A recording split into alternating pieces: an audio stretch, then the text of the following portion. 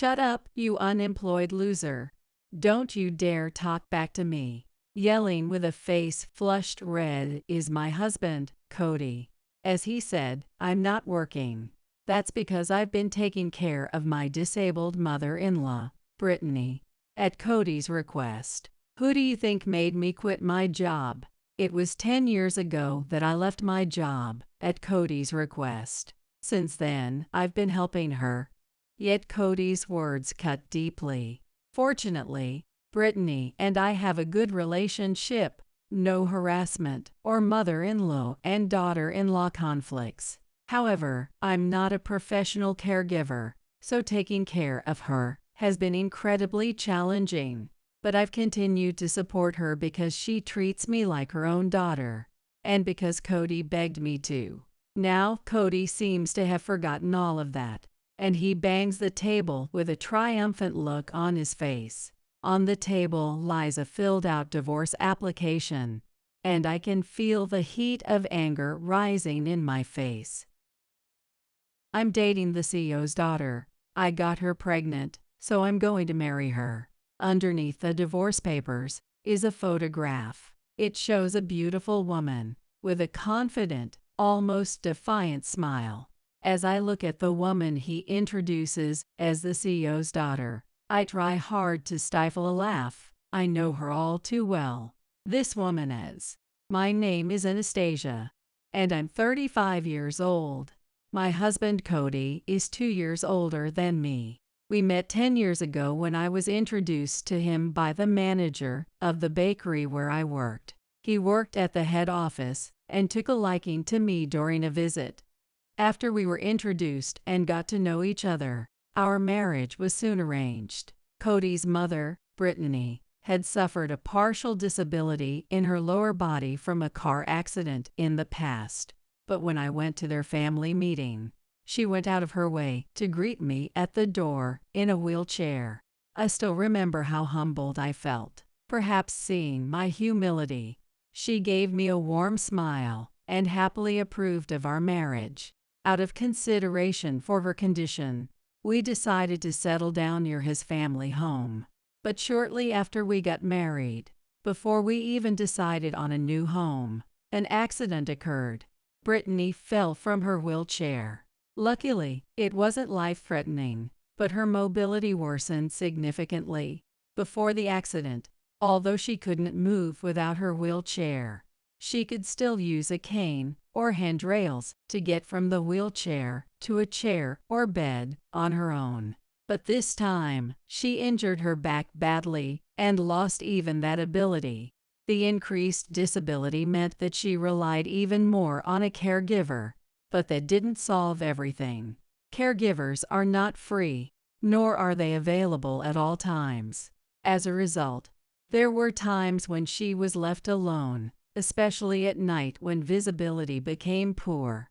Brittany, resigned to the situation, laughed it off, saying she'd have to rely on a nursing facility. But Cody wasn't having any of it. He begged me, saying he'd work harder and earn more so that I could take care of her. At the time, both my parents had already passed away. Not that it was the only reason, but knowing I wouldn't have to face caregiving issues with my own parents, I decided to take on her care. Of course, I'm an amateur, and there's much I couldn't do, no matter how hard I tried. I knew I could never match the professionals. But even so, I wanted to be there for the kind-hearted Brittany, so I agreed to his proposal. Living a hard life right after marriage, caring for my mother-in-law in the same house, was surprisingly simpler than I had imagined, even when compared to other newlywed couples. Brittany had long been accustomed to her disability and was good at communicating her needs to both Cody and her caregivers. Thanks to that, she carefully explained to me what she needed and how I could help her. Moreover, Brittany never took her care for granted and always expressed gratitude. While there were no issues between Brittany and me, my relationship with Cody gradually started to cool. We had planned for both of us to work, but now he was the sole breadwinner, responsible for supporting his disabled mother and his wife, who had quit her job to provide care. This pressure must have taken its toll on him. Cody's frustration grew, and eventually, he started directing his anger toward us. When I scolded him for coming home late at night without any notice, he would snap, saying I had no right to complain about work-related matters since I didn't have a job. When he didn't come home for dinner, and I called him, he casually told me he was on a business trip. If I protested, he'd brush me off with, "You don't get to complain when you're being supported." Every time he dismissed me as unemployed, I'd shoot back, "Who do you think asked me to quit in the first place?" When I said that, he'd have nothing to say in return. He started avoiding coming home altogether, likely to avoid facing me. He'd deliberately come home when I was out shopping, quickly shower, eat everything I'd prepared in the fridge, and leave in a hurry. He'd throw all his laundry into the basket before leaving, so I would wash his clothes. But one day, I noticed Cody's wardrobe had changed. He started wearing branded dress shirts, and our room filled with stylish ties and tie-pins. The suits I was familiar with were shoved into the back of the closet, replaced with custom-made, obviously higher-end suits that he must have recently bought. His income hadn't increased, and he wasn't making reckless purchases on his credit cards. However, there was no doubt these were inappropriate purchases. And when I checked our savings, I saw clear signs that the money had been used. "Hey, why did you use our savings without telling me? How much did that suit cost?" Spending thousands of dollars out of the blue. "What are you thinking?" Before I could finish asking him to be more considerate, Cody cut me off, shouting, "Shut up, shut up." That's how he is lately. He won't listen to a word I say, and just forcefully shuts me down. I've had enough. Every day, it's be patient this and save money that. I feel suffocated at home. Who do you think is earning the money around here? There it is again. You're the one who asked me to quit my job and take care of your mother. He always got angry in the same way, so I found myself giving the same response. If I had known our finances would get this tight, I would have suggested having Brittany use adult day services so I could work part-time, at least. But when I brought it up, Cody yelled, "Are you saying I don't earn enough to support my wife and mother?" His pride was wounded. In response, I cut costs as much as possible, planning our meals 2 weeks at a time, shopping carefully, freezing leftovers and sale items to build up a stockpile. But Cody would come home suddenly and eat everything, causing our grocery bills to increase. If he'd just come home regularly, I wouldn't need to make unexpected shopping trips. Cody didn't want me to go out to work, nor would he cooperate with our efforts to save money. Yet he always acted like the victim. "Anastasia, may I speak with you for a moment?" Whenever our arguments started heating up, Brittany would gently call out to us in her calm voice. Her voice would bring us back to our senses, cooling things down. When I'd leave Cody and go to her, it was usually for something small. It was clear that Brittany was being considerate of us. "I'm so sorry. I hate that I can't do these simple things myself," she would say with an apologetic smile, asking me to change her socks because she was cold. That smile always made me feel like crying. The only thing that made me glad I had married Cody was being able to call her my mother. One day, I noticed a stain on Cody's shirt as I was about to put it in the washing machine after he had come home late and taken a shower. Thinking it might need some stain remover, I spread the shirt out, and there it was, a faint pink lipstick mark. His commute wasn't that crowded, and today there wasn't any smell of alcohol. So it wasn't from some nightclub he had gone to for business. After a few moments of thought, I hid the shirt and quietly threw a fresh one into the washing machine, hoping he wouldn't notice. While Cody was in the shower, I quickly checked his wallet. As expected, careless Cody had stuffed receipts in there. Among them, I found receipts from a hotel and from a women's luxury brand. With a sigh, I pulled them out. It was clear he was having an affair. I had a feeling this was coming. Even though we had been fighting a lot, Cody's recent behavior was undeniably strange. The anger I had been suppressing started to surge, swelling like a violent wave. I bit my lip so hard it made a creaking sound. Brittany. I quickly looked up to see Brittany, who had wheeled herself in to check on me. Seeing the receipts clenched in my hand, and my vacant expression, she seemed to understand the situation. "Cody's still in the shower, right?" she asked, glancing toward the bathroom. I nodded. "Anastasia, gather all the evidence. Tomorrow, go to a detective agency I know." "What?" But before I could finish, she quietly put her arm around my shoulders. "It's okay. I'm on your side." The next day, right after Cody left, I went to the detective agency Brittany had introduced to me. I handed over the shirt and receipts, and waited for the investigation's results. Since I knew nothing about the woman, I was prepared for it to take some time, but Brittany's recommended detective turned out to be very skilled. Within about a week, they reported back with a pile of photographic evidence. The woman's name was Nicole, 34 years old, and she worked for one of Cody's company's business partners. The pictures taken from afar showed her wearing the same shade of lipstick that had stained Cody's shirt. That very day, I decided to confront Cody. When he came home from work, I showed him the shirt with the lipstick stain and the photos. Care to explain? Since I already knew everything from the investigation, there wasn't really anything to explain, but I was curious to see what kind of excuse Cody would come up with. A man who didn't help with the housework, left his mother's care entirely to his wife, and enjoyed himself. What kind of excuse would he make? He glanced briefly at the shirt, looked at the photos, and then sneered.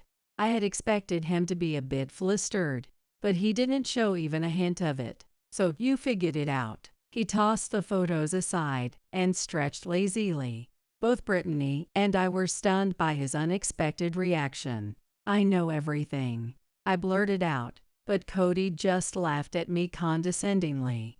"Don't lie. You don't know anything about Nicole. She's an amazing woman, nothing like a gloomy woman like you."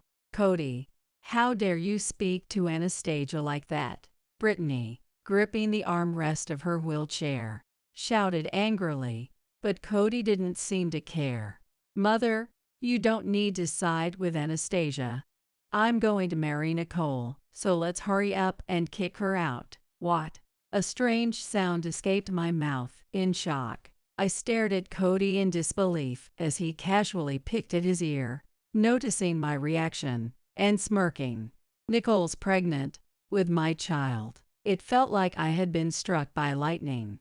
There were no children between Cody and me. We had talked about someday, but as the fights increased, we stopped being intimate. Still, it wasn't that I didn't want children. I thought he felt the same, but I never imagined he would go and have a child with someone else. "Relax, Mother. Nicole's the daughter of some company president, a rich girl. This marriage is a golden opportunity. Now I'll have plenty of money to pay for your care." "Cody, how shameless. I can't believe this." Brittany's shoulders shook as she watched Cody laughing hysterically, but her reaction made him stop laughing abruptly. He exaggerated a sigh. I guess you've spent too much time with Anastasia, Mother. You've gotten stupid too."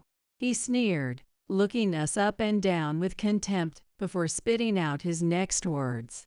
"All right, then, I'll divorce Anastasia and cut ties with you too, Mother. You useless women are just dragging down my life." He made a dismissive gesture as if to shoo us away. And that was the last straw. I slammed my fist on the table, in fury. How dare you say that? This is too much. It was cruel enough to say such things to his own mother, and to me, who had cared for her for the past 10 years. Even though Brittany and I had a close relationship, caring for someone who was paralyzed from the waist down was no easy task. But because she was Cody's mother, I had given up the prime years of my life, from age 25 to 35, to care for her. But my anger didn't faze Cody in the slightest. "Huff, taking care of your parents is a wife's job," he said, as if it were the most natural thing in the world. Cody had no intention of appreciating all that I had done up until now. Brittany squeezed my hand, as if to shield me from the shock I felt. "Anastasia has taken care of me so devotedly, even though we're not related by blood. And yet you betray her like this. Aren't you ashamed of yourself?" Brittany's voice shook with anger, but Cody looked at her as though she were something revolting. "Shut up, I'm the one who's been earning the money to pay for your care. Once I marry Nicole, I'll leave you behind, useless old hag. Enough already," I shouted back, my voice filled with fury at Cody's words, which were as though he had become a completely different person. I squeezed Brittany's trembling hand, glaring at Cody. "We'll get a divorce, but I'm taking her with me," I declared firmly, and Brittany looked at me with surprise and confusion. I hesitated for a moment, wondering if it was right for me, who wasn't even her real daughter, to say something like that. But there was no way I could leave Brittany behind with this man. "Brittany, if you're okay with it, let's live together." She had given me a mother's warmth after I lost my own parents at a young age. There was no way I could stand by and leave her with someone so heartless. "Anastasia, are you sure?" Brittany asked, her voice quivering with tears. "Of course," I smiled reassuringly. "If you'll take her, that's great. Hurry up and get out. This house is mine." Cody jeered, mocking us. Ignoring him, Brittany and I immediately started packing our things without a second thought. Cody, showing no signs of remorse, chugged a beer from the fridge, while the laughter from the TV he had turned on filled the background. We only packed the essentials and left the house without hesitation. Despite the fact that his own mother was leaving, Cody didn't even bother to see us off. Afterward, the divorce was finalized smoothly. It seemed Cody really intended to marry the company president's daughter, as he quickly paid the compensation for his infidelity. Given that Cody had no significant savings, the money must have come from the woman. The family home was something Cody had inherited when his father passed away, so we had no choice but to leave.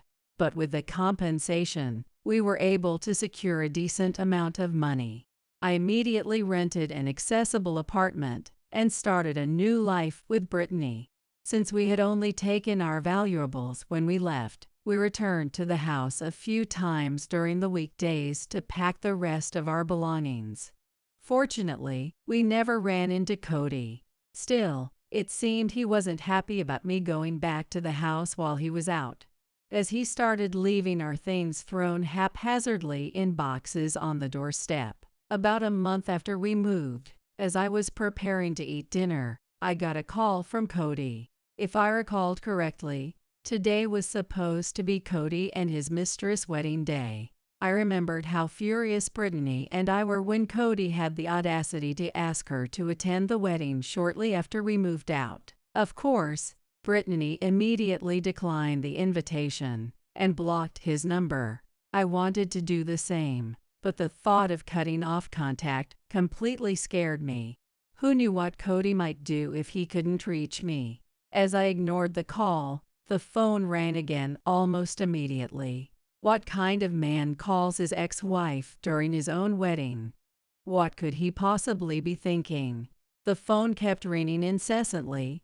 Brittany and I exchanged looks, and I reluctantly answered, only to be met with Cody's panicked voice. "Anastasia, Help me. His shout was almost like a scream. With a sigh, I prompted him to continue. What is it? I didn't want to talk to him for even a minute, let alone hear his voice in my ear. But it seemed Cody was far too desperate to notice my reluctance. Despite the coldness in my voice, Cody kept rambling. Nicole's dad, he's in a gang. It seemed like he was calling from a bathroom at the venue. Given how his voice, though hushed, echoed strangely, his tone was shaking, but I responded flatly with a simple, I see. The truth is, I had already known that her father was involved with a gang. The day after Brittany and I left the house, the detective I had hired called me, asking me to come to his office immediately. I had already received the investigation report, so I wondered why he would need to see me again. Still, I went as instructed, only to be greeted by the detective's grim face. He had some additional information to report. Your ex-husband's mistress is indeed the daughter of a company president, but her father, though not a major figure, is part of a gang. I couldn't hide my surprise, and the detective explained that he had contacted me because he thought there might be danger if I got involved. He sipped his coffee, trying to calm himself. Since Brittany was with you when we met before, I waited to tell you separately. So far, they don't seem to be targeting you. Considering how generously they paid the compensation, it seems they have little interest in you and Brittany. The detective let out a long sigh. Honestly, since you've already received the settlement, it's best to cut ties with your ex-husband completely. It's a shame, but it's safer. I nodded quietly. The idea of gangs was something I had only ever seen in TV dramas, but knowing they were real was terrifying. Even if they weren't immediately hostile, I had no desire to provoke them any further. Besides, I didn't care who Cody's mistress was or what her background was. Whether or not I could get compensation from his mistress didn't matter to me. What I couldn't forgive was how he had discarded me and his mother like trash. Please, Anastasia, hide me. I beg you, Cody pleaded. No. I coldly rejected his plea. From Cody's disjointed explanation, I pieced together that the wedding was packed with terrifying guests who were clearly not ordinary people. His friends, who had been invited without any knowledge of Nicole's background, were visibly shaken and quickly left the venue. Since Brittany wasn't attending, it seemed like the only people left at the wedding were Nicole's family and their acquaintances. You two must be struggling without any income, right? I'll pay for your living expenses, so please, help me. Cody's voice trembled as he begged through tears, but I had no obligation to help him. Still, I glanced at Brittany, wondering how she felt. She shook her head slightly. I don't have a son, Brittany said firmly. Nodding at her words, I rejected his plea once again. We're fine. We don't want anything to do with someone who's married into such a dangerous family. And don't worry about money. Both Brittany and I have our own income. I heard Cody gasp in surprise on the other end of the line. What he didn't know was that his mother and I had steady income all along. Though Brittany had limited mobility, she had been working from home to save up for the day when she might need full-time care in a nursing home. Initially, she barely made over $100 a month, so she hadn't mentioned it to Cody. By the time she started earning a more substantial income, Cody and I had grown distant, and his spending habits had spiraled out of control. Brittany feared that if Cody found out about her earnings, he would waste even more money, so she kept it from him. I discovered her secret when she discreetly gave me money to help with living expenses. Inspired by her, I found my own work-from-home job to do during the caregiving breaks. Now, together, we were making a decent income. Please, I'm begging you. His voice grew more desperate. Sensing an opportunity, I casually dropped a bombshell. Oh, by the way, didn't you and Nicole start dating about 4 months ago? Her pregnancy seems to be at 6 months. I wonder whose baby that really is. A loud sound echoed in my ear. He must have dropped his phone. From a distance, I could hear Cody muttering, "What? Her baby isn't mine." He sounded confused, mumbling to himself. Then whose baby is it? Smartphones these days were so sensitive that they even picked up his whispers. As I recalled the details from the additional investigation report, I prepared to end the call and pulled the phone away from my ear. But just before I could hang up, an unfamiliar male voice spoke up. "Hey, Cody, the groom's missing, and everyone's waiting for you." A rough voice chimed in. Brittany, who had been silently observing, stopped me from ending the call. Her curiosity piqued. "Brandon." Cody's trembling voice came next, followed by a strange chuckle. Apparently, the man speaking was Nicole's father. "Brandon, you didn't know our family's in a gang." It seemed Cody had either picked up the phone, or it had been handed back to him, and his tiny whimper was unmistakable. "Relax, we're not going to hurt you. You've done us a favor by marrying Nicole and taking in Big Brother's kid. We'll make sure to treat you well," Brandon said, laughing heartily as if he were slapping Cody on the back. Cody's confused voice followed. "What? Big Brother? What? You didn't know that either? The baby in Nicole's belly is Big Brother's child." Brandon laughed unapologetically. "Sorry about that." Brittany and I exchanged stunned looks. Cody had really gotten himself involved with quite the woman. We had already known the baby wasn't his, but finding out it was a gang leader's child, that was a whole other level of trouble. "Hey, you didn't seriously think you could get involved with Nicole and then just divorce her, did you, Cody?" Brandon's voice shifted from the previous lightheartedness to something far more menacing. A real threat. Even listening through the phone, I felt a chill. Cody, who was there in person, must have been pale with fear, trembling uncontrollably. I glanced at Brittany, wondering if we should be concerned, but she cut the call without hesitation. "Are you sure that's okay?" I asked, surprised. Brittany shook her head slightly. "It's fine. This is all his doing. Besides, do you really believe in those Hollywood-style gangsters? Come on, Anastasia, let's eat." There was a chance Cody was exaggerating the situation, trying to manipulate us into letting him move in. Smiling at Brittany's reassurance, I sat down, and we ate our now slightly cold meal. A few months later, a loud banging echoed through our apartment door, followed by the rapid ringing of the doorbell. I paused, halfway through wiping Brittany's feet, and looked over at her in confusion. "What's going on?" "I'll go check," I said. "Is something happening?" "Anastasia, don't open the door completely, just in case," Brittany warned. Nodding, I cautiously opened a door, leaving the chain locked. Anastasia. There he was, Cody, looking gaunt and ragged. His sunken eyes filled with terror as he glared at me. I gasped and took a step back. Thank goodness I had left the chain on. "Please, help me, Anastasia. I'm begging you." His filthy, disheveled appearance repulsed me, and I quickly tried to shut the door. But Cody wedged his fingers in the gap, trying to force it open. Though the chain held, the door gave slightly under the pressure. I bit my lip hard, frustrated. "Mom, Anastasia, please, I'm begging you. Hide me." After discovering at the wedding that Nicole's child wasn't his, Cody had decided to ask for a divorce right after the ceremony. "No one told me her parents were in a gang. You said she was the daughter of a CEO.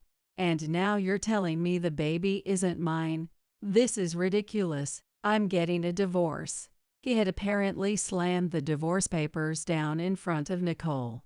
But Nicole, lounging on the couch in her loungewear, barely glanced at the papers.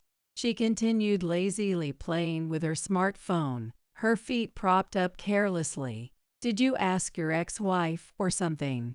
she had asked, unfazed. She rubbed her barely noticeable baby bump absent-mindedly as she scrolled through her phone, completely disinterested. Cody had expected her to panic or at least be a little rattled, but instead, it was Cody himself who was left reeling. "I told her, I married you because I thought the baby was mine." I demanded an explanation, but then Brandon walked in, ignoring Cody's trembling plea. Brandon had apparently taken one look at the divorce papers and ripped them up without hesitation. If Cody truly wanted a divorce, Brandon had told him he'd need to come up with $100K. $100K. I couldn't help but exclaim in shock at the outrageous amount. There was no way Cody, just an ordinary office worker, could ever gather that kind of money. Of course, Cody had tried to explain this, but Brandon's response had been blunt. "Then take out a loan, or do whatever you have to. This is compensation for hurting my precious daughter." Nicole didn't care about me at all. All she wanted was a replacement father for her baby. He started to cry, but I felt no sympathy. While the sum was shocking, it changed nothing. What did he expect? From the moment I learned Nicole's family was involved with a gang, I knew the idea of a happy, peaceful marriage was a fantasy. It made no sense for Nicole to marry Cody, even if Brandon had paid off the compensation. There was no real benefit for her. It was only natural to suspect ulterior motives. Who knew what her true aim was? But even if Cody somehow paid $100K, would that really be enough to secure a divorce? I doubted it, but none of that mattered to me or Brittany. Could Cody truly be asking us, the wife and mother he discarded, to pay his way out of this mess? I stared at him in silence, my gaze cold as ice. Cody, oblivious to the disgust in my eyes, hastily apologized. "They've started picking me up from work, making sure I don't run off," he said, his body shaking as he described how he'd managed to escape under the pretense of an urgent business trip. Apparently, he had been sneaking away during work hours, searching through real estate agents, looking for accessibility-friendly rental properties to track us down. "Look, I'm not asking for the full $100K. Just a little bit, please. If I don't pay, I'll be—" He was pleading now, desperation clear in his voice. $100K.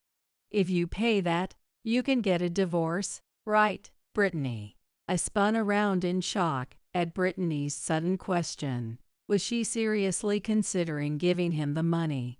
I opened my mouth to stop her, but Brittany smiled calmly and motioned for me to stay silent. "Yes, with $100K, I can finally be free of Nicole." His tear-streaked, snot-covered face lit up with a flicker of hope as he looked up at his mother. But the love and kindness he was searching for were not there. "Then work for it, and pay it yourself. This has nothing to do with us," she said firmly. Cody froze, utterly stunned by his mother's cold rejection. "What?" "But Mom, your son is in trouble here." He reached out in a desperate attempt to cling to her, but Brittany calmly brushed him aside with one hand. "I've already told you I don't have a son. My family is only Anastasia," she declared softly but decisively. Cody, lightly pushed back, stood there, vacant-eyed, as if the life had drained out of him. "Come on, Anastasia. Whoever he is, send him on his way. Let's have some coffee," Brittany said with a light smile. "Is that really okay?" I asked quietly, unsure. Brittany smiled as if nothing had happened. He would never be able to call her mother again. Even if he did, there would never be a reply. It seemed he had finally realized just how much damage he had caused. tears and snot still smeared across his face. Cody stared blankly at us. Resolute, I spoke. Please don't come back again. As I moved to close the door, heavy footsteps approached. I glanced to see who it was, wondering who could be walking so roughly. A man with a large scar across his face was walking toward us with a sleazy grin. I felt a shiver run through me as the man flashed a smile. Sorry about him, he said cheerfully. We'll be leaving right away. The man, still smiling, grabbed his arm and forcefully pulled him to his feet. The mismatch between his friendly tone and his actions made my head spin. Brandon, why? Why are you here? Cody asked in a weak voice. The men who had come with Brandon quickly flanked Cody, grabbing him by both arms as if to ensure he couldn't escape. You said you were on an urgent business trip, but then you stayed in this quiet residential area for too long. We got worried, so we came to pick you up, Nicole's father scolded, poking Cody in the back, as if chiding a child. Well then, we'll be taking our leave, he said with a wide grin. That smile made him all the more terrifying. Brittany and I nodded repeatedly, too scared to do anything else. As they dragged Cody away, I averted my gaze and quickly closed the door. I locked it and turned to face Brittany. They really were gangsters. It seems so, Brittany replied quietly. My heart was still pounding. Unable to calm down, we held each other's trembling hands, exhaling deeply. Judging by the way things had gone, Cody's situation would likely become even more severe now that he had tried to run away. We didn't know why those men were so fixated on him, but it didn't matter. We had no intention of getting involved. As long as they had no interest in us, the best thing we could do was to let time pass and forget. A few months later, Brittany and I changed our phone numbers and moved to a new town. We had just signed a contract on our accessibility-friendly apartment, and giving it up was hard, but we couldn't stay somewhere with those kinds of people knowing our address. Luckily, we managed to find another accessible place. After the move, neither Cody nor Nicole's father ever came looking for us again. At Brittany's suggestion, we also formalized our bond through adoption. Now that Brittany and Cody were divorced, legally speaking, we were no longer family. But with the adoption, we were officially mother and daughter, which brought us peace of mind. Taking care of Brittany isn't easy, and it would be a lie to say it isn't hard, but for us, it's a small issue. Brittany stopped her home-based work after the move, and she now attends adult day services during the day. I manage to balance my work around those hours, continuing my remote job. Handling everything in a two-person household by myself is tough, but thanks to Brittany's previous work, we've been getting by just fine. As long as we have each other, I think we can continue to enjoy our lives as mother and daughter. What a relief it is to know she'll be away for a while. I was preparing to stay overnight for my brother Sam's wedding. It's been a while since I took paid leave and left the house I share with my in-laws. I head towards the front door with my luggage for the celebration. I hear Ellie's voice from behind me. Don't ever come back. Why don't you get a divorce while you're at it? Yes, I'll do as you wish. I reply calmly, smiling as I absorb Ellie's malice. Sensing her mocking spite, I leave the house. Before going too far, I wave towards my home. Thank you for everything all this time. Though I don't recall Ellie ever taking care of me, I feel incredibly lighthearted somehow. I hurry to where my precious family awaits, pulling a slightly large suitcase. The hotel stay is for 2 nights and 3 days.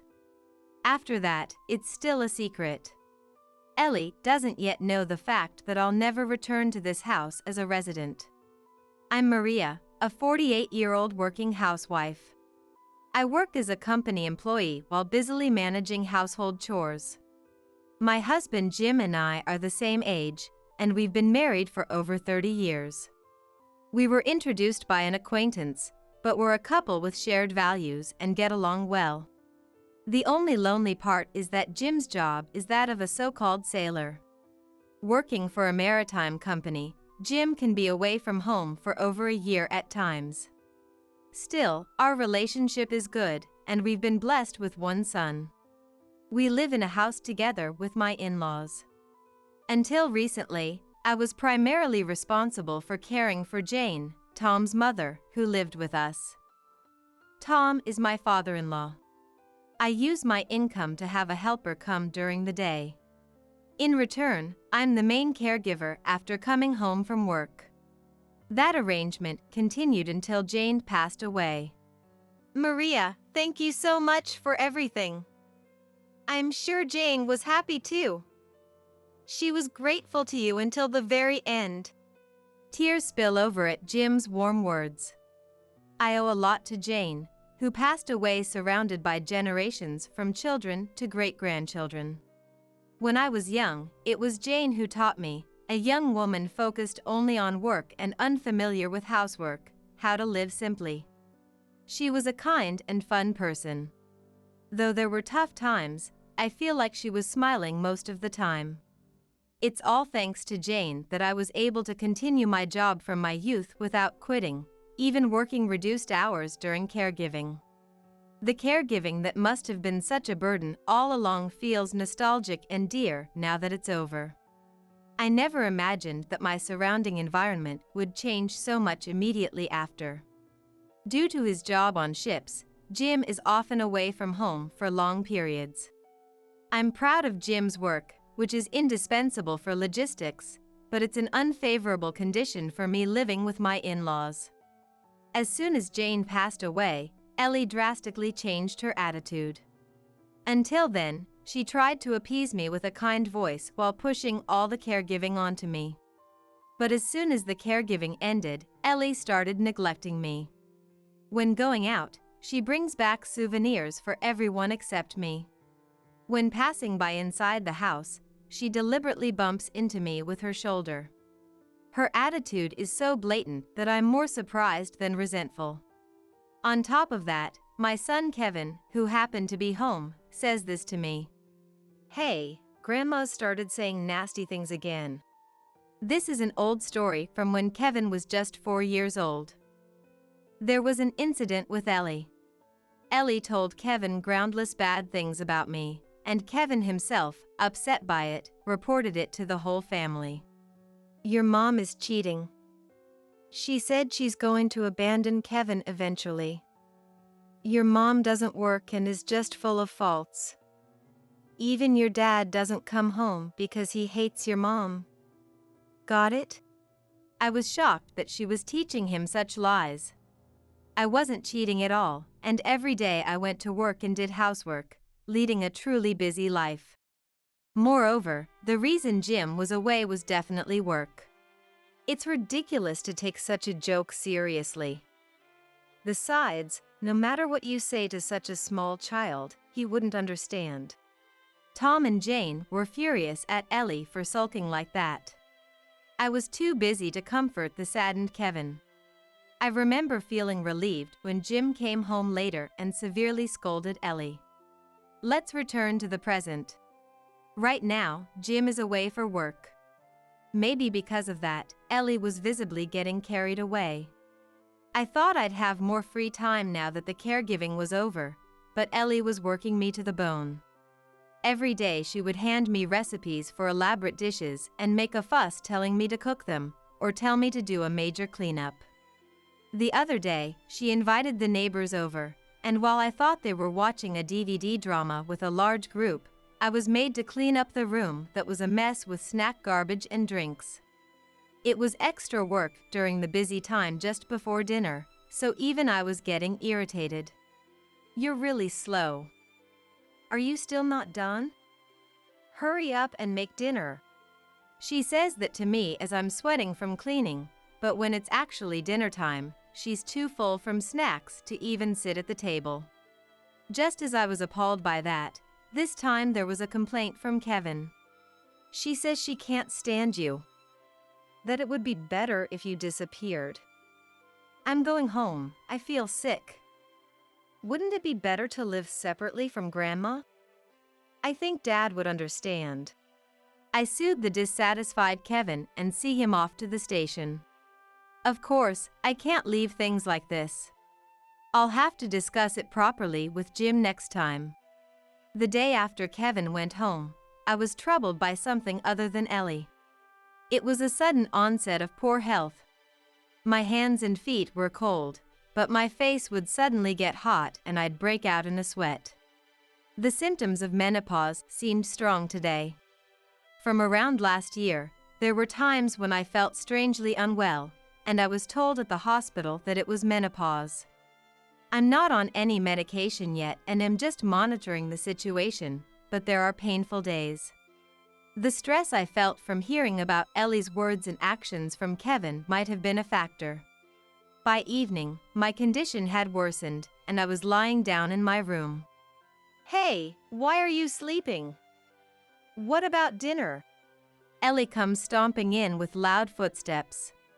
I have a headache and it's painful to even get up, so I can't deal with her. I thought about pretending to sleep, but she suddenly ripped off my blanket, so I had no choice but to get up. "Dinner," Ellie says while clapping her hands.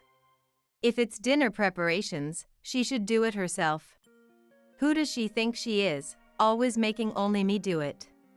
Ellie used to manage the kitchen, but lately, I'm the only one in the kitchen. The only time Ellie takes the lead in the kitchen is when Jim is home, and even then she only does things like plating. Maybe she's the type who can't cook at all. I'm not feeling well. I think it's because of menopause, but housework is absolutely impossible. Please make dinner today, Ellie. I managed to squeeze out my voice while talking becomes a hassle. Ellie also had severe menopause. I had already started living with her, so I'm certain she took out her frustrations on me quite a bit. That's why I thought if I said it was menopause, she would understand this pain. However, Ellie's reaction was the complete opposite of what I expected. Snorting, Ellie suddenly turned a bag upside down over my head. Ah. I let out a small scream at the things raining down. In the dim room, and having just woken up in poor health, I couldn't tell what it was. But the next moment, I noticed the wafting scent of potatoes. The bag Ellie had turned upside down was a nearly empty bag of potato chips. I understood that I had potato chips dumped on me, but I was dumbfounded for a while at the completely unexpected event. "Don't slack off." Clicking her tongue, Ellie leaves the room. I'm just lying down because I'm in pain, but I get yelled at and feel like clicking my tongue right back. Rather than getting angry at how she could do such a thing, I fall into a strange sensation, as if I've seen a rare animal. I felt that the limit was definitely approaching. About half a year later, I took paid leave from work and was preparing for a trip. It was to attend my brother Sam's wedding. Sam had been living with his girlfriend for several years, and they decided to get married. They live in Boston and wanted to have the wedding there. Since it's quite far from here, I booked a hotel for a 2-night, 3-day stay. I decided to participate with an overnight stay, making it a little vacation. Sam offered to pay for the hotel, but I declined. They had already adjusted the wedding date to accommodate my schedule, so I wanted to cover at least this much myself. It's a small ceremony with just family, but I'm looking forward to this rare occasion when relatives gather. Since no one might prepare meals if I'm not there, I make a week's worth of pre-made dishes for now.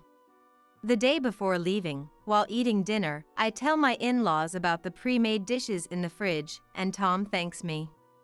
But as expected, Ellie still seems to dislike everything about me. "You're being so condescending about going out of your way to do this. Why are you even going to your brother's wedding? I bet it's a remarriage, right? Nothing good." Saying that with a grimace, she was glared at by Tom, who was next to her. Well, glaring doesn't faze her much. Both Sam and his partner are getting married for the first time though. I reply, tilting my head, and Ellie laughs out loud with a vulgar expression. I wondered what was so funny, but it seems she's misunderstanding a bit. They're both 40 and it's their first marriage? They must be pretty worthless to not get married until that age. Your brother is no spring chicken, right? And yet a flashy wedding, how shameless. She's either confusing him with another brother, or she's completely forgotten about my family composition. Actually, I have 3 younger brothers. Sam and I are 14 years apart, so he's still quite young. No, the one getting married this time is my youngest brother, so he's still in his early 30s, and his partner is in her 20s. When I explain, Ellie gets angry thinking I pointed out her mistake. But she soon laughs nastily again. Gross. The partner is 20? Isn't that an age gap like parent and child? I'm appalled at how she really doesn't listen to what people say. This time Tom also seems to have noticed the mistake and clears his throat. Holding back a sigh, I respond. I said in her 20s, not 20. I heard there's a 4 to 5 year age difference with Sam, so they probably don't look like parent and child. When we video called the other day, she seemed like a level-headed woman. I end the conversation with my in-laws and prepare for departure. I should be able to see Kevin and my parents at the venue too. I carefully pack a nice outfit to wear to the ceremony in my suitcase and meticulously check that I'm not forgetting anything. I can hear Ellie talking loudly to Tom from the living room. I'm so relieved to think she'll be gone for a while. I endure while receiving her undisguised malice. If I get angry here, she might do something to my carefully packed luggage. That would defeat the purpose, so I'll endure until I leave the house. The next morning, I head to the front door pulling a slightly large suitcase. Don't ever come back. Why don't you get a divorce while you're at it? Ellie's voice makes me pause for a moment. I start walking toward the front door again and answer clearly. Yes, I'll do as you wish.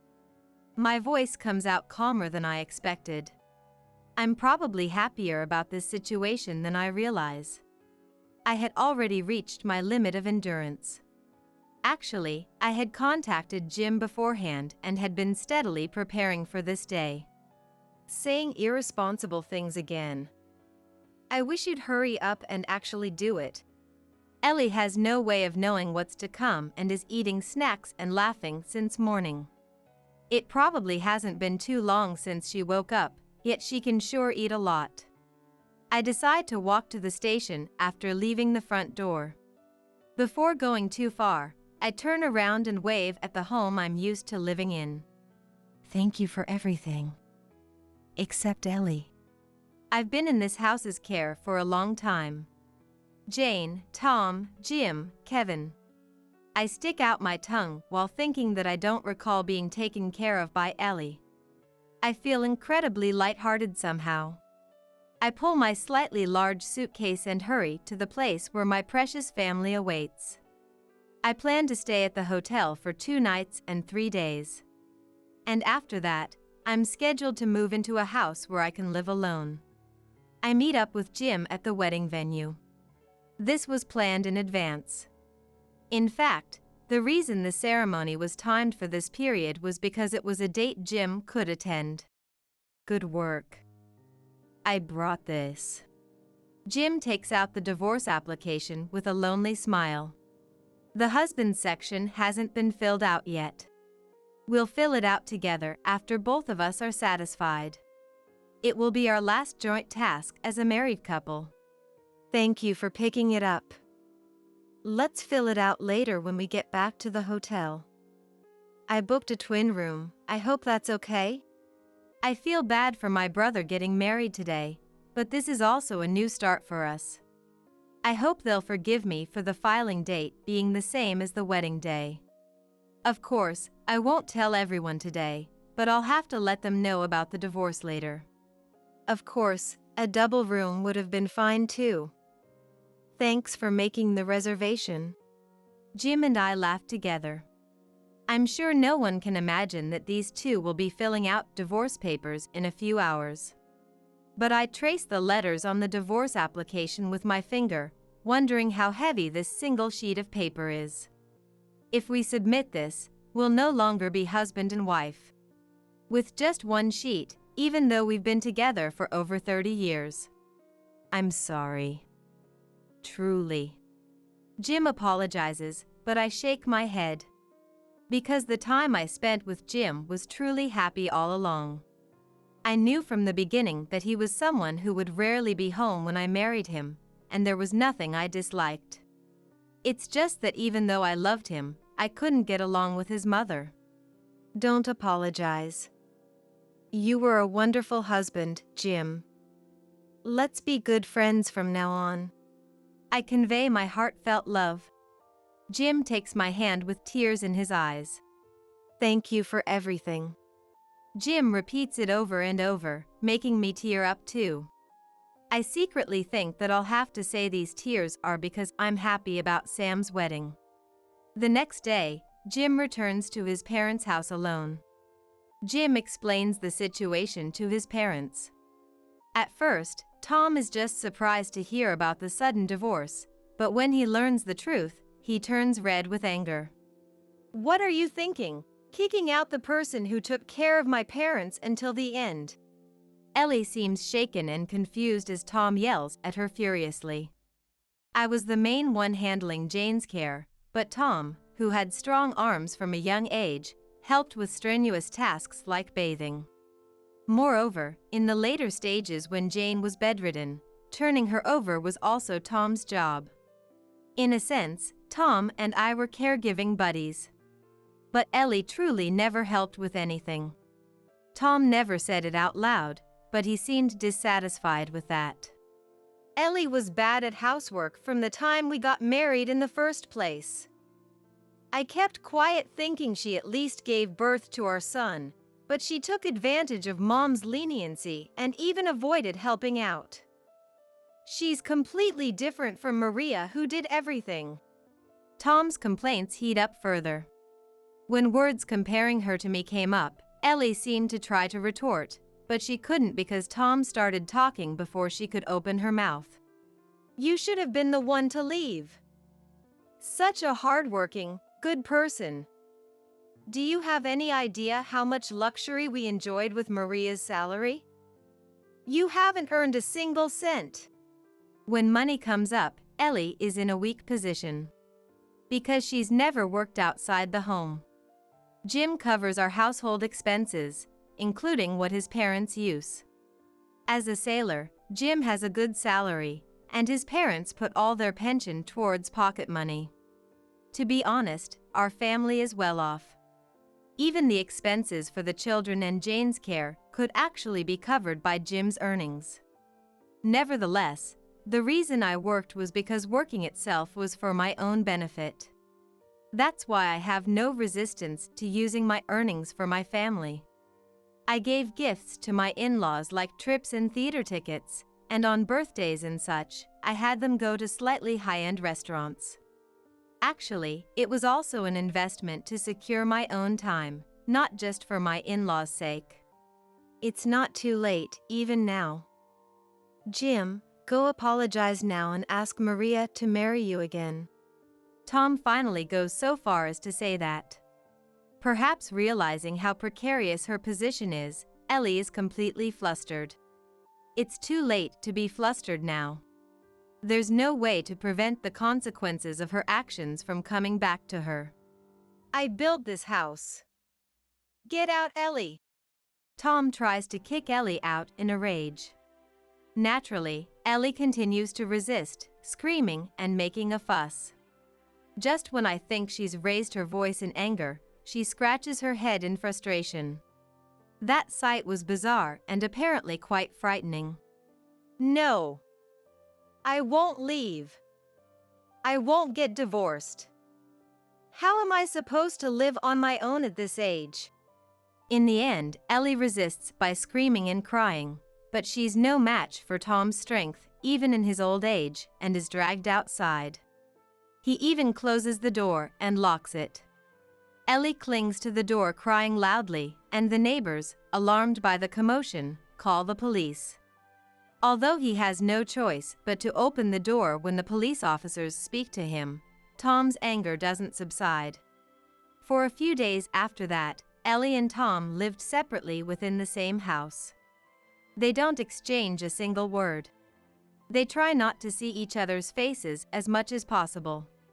Rather, when Tom enters the same room, Ellie runs away looking frightened. Unable to continue living like that, they end up calling even Anne, their sister-in-law who lives far away, for a family meeting.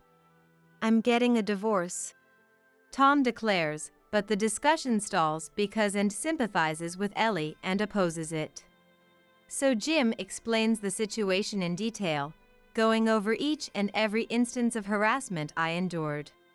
The fact that she even told lies and badmouthed me to Kevin, trying to make him hate me, his mother. He even showed a message he had Kevin write, recalling what happened back then, as a testimony from Jim and I's son. About what she did to me when I was suffering from menopause. In addition to conveying my testimony about this, Tom, who was apparently a witness, also expresses his disapproval. I didn't know, but Tom had told Ellie after that to stop doing such things. He says he also tried to convince her to apologize, but she didn't follow through. And then there's what happened this time. She spoke ill of my brother and mocked me, telling me to get a divorce and leave. It was all done while Jim was away, and the fact that she hid her true nature in front of Jim makes it even worse.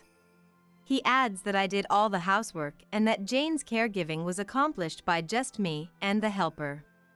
If your husband's mother did the same thing in that situation, what would you think, Anne? And if her father-in-law got angry for your sake, whose side would you take?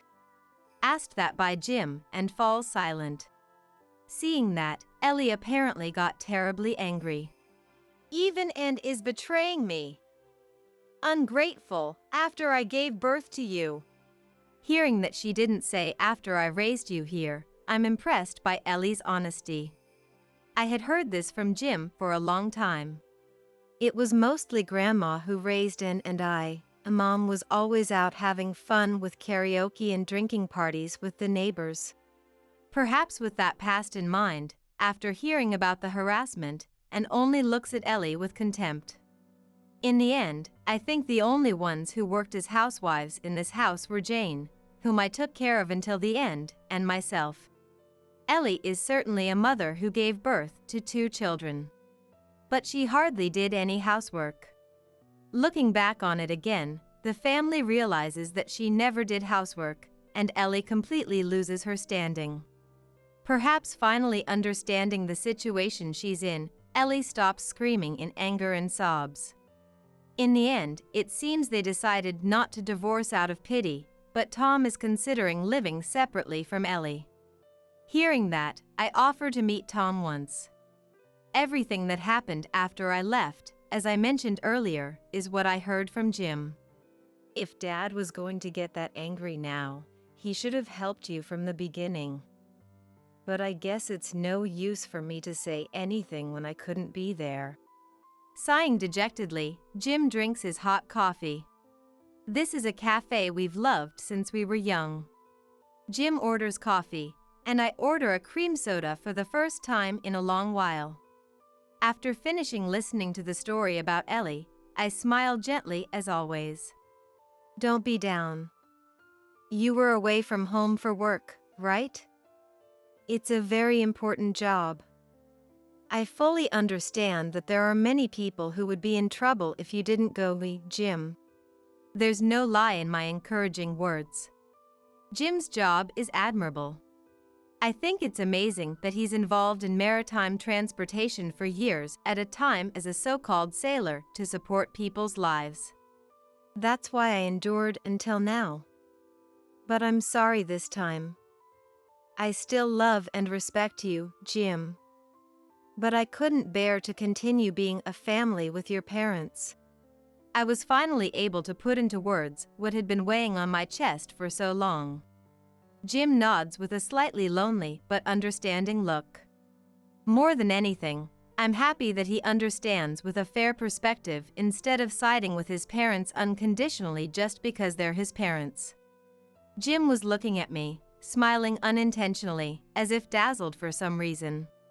It was much later that I heard what Jim felt at that moment.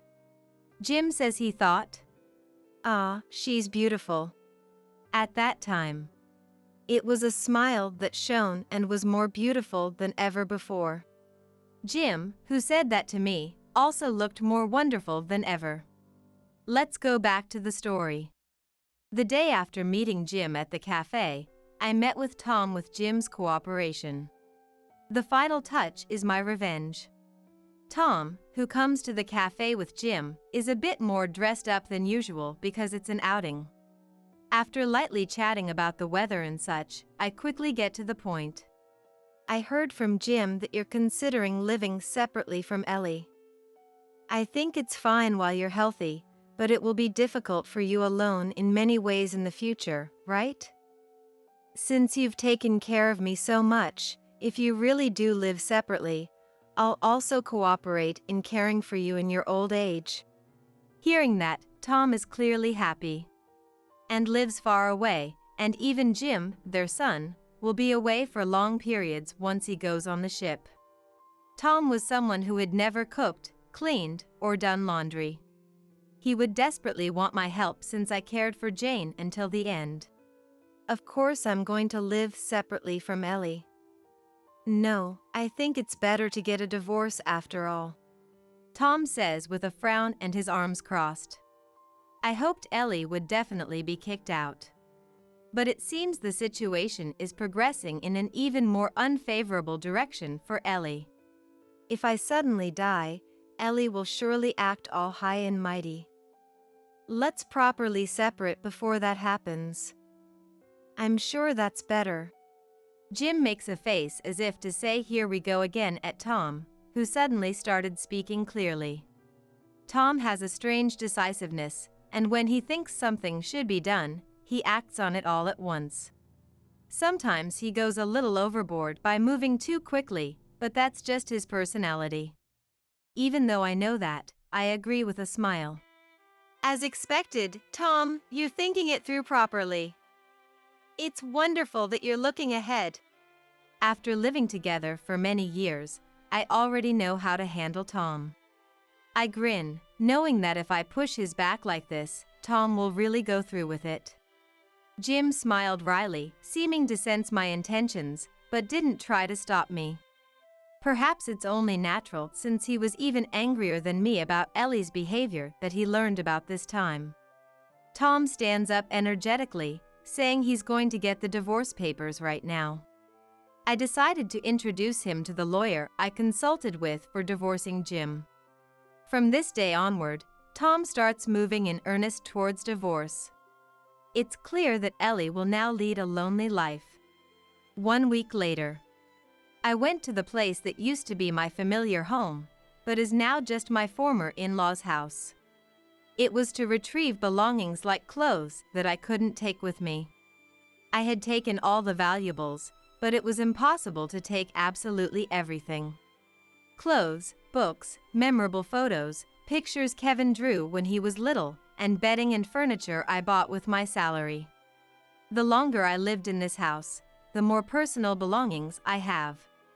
This day became the last chance to see Ellie. By this time, it had already been decided that Ellie would also get divorced, so she was quite flustered. So she started apologizing profusely to me with a pale face when I came to get my things. Maria, forgive me. Please, please forgive me. It was just a joke. Really. Please come back and convince Tom. I completely ignored her and gathered my belongings. After the apologies and pleas continued for a while, Ellie stands up breathing heavily. Perhaps angry at being ignored, Ellie starts insulting me again like before. Who does this woman think she is, even though I'm being humble?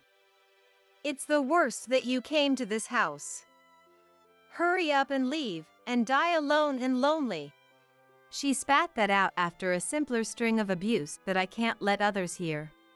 Even so, as I ignore her and pack things into a cardboard box, Ellie suddenly screams and lunges at the box. I avoid her in surprise, and Ellie takes out the clothes I had just packed into the box. The neatly folded clothes scatter on the floor. Ellie starts stepping on and kicking the clothes even more. Cut it out! Jim yells and glares at Ellie.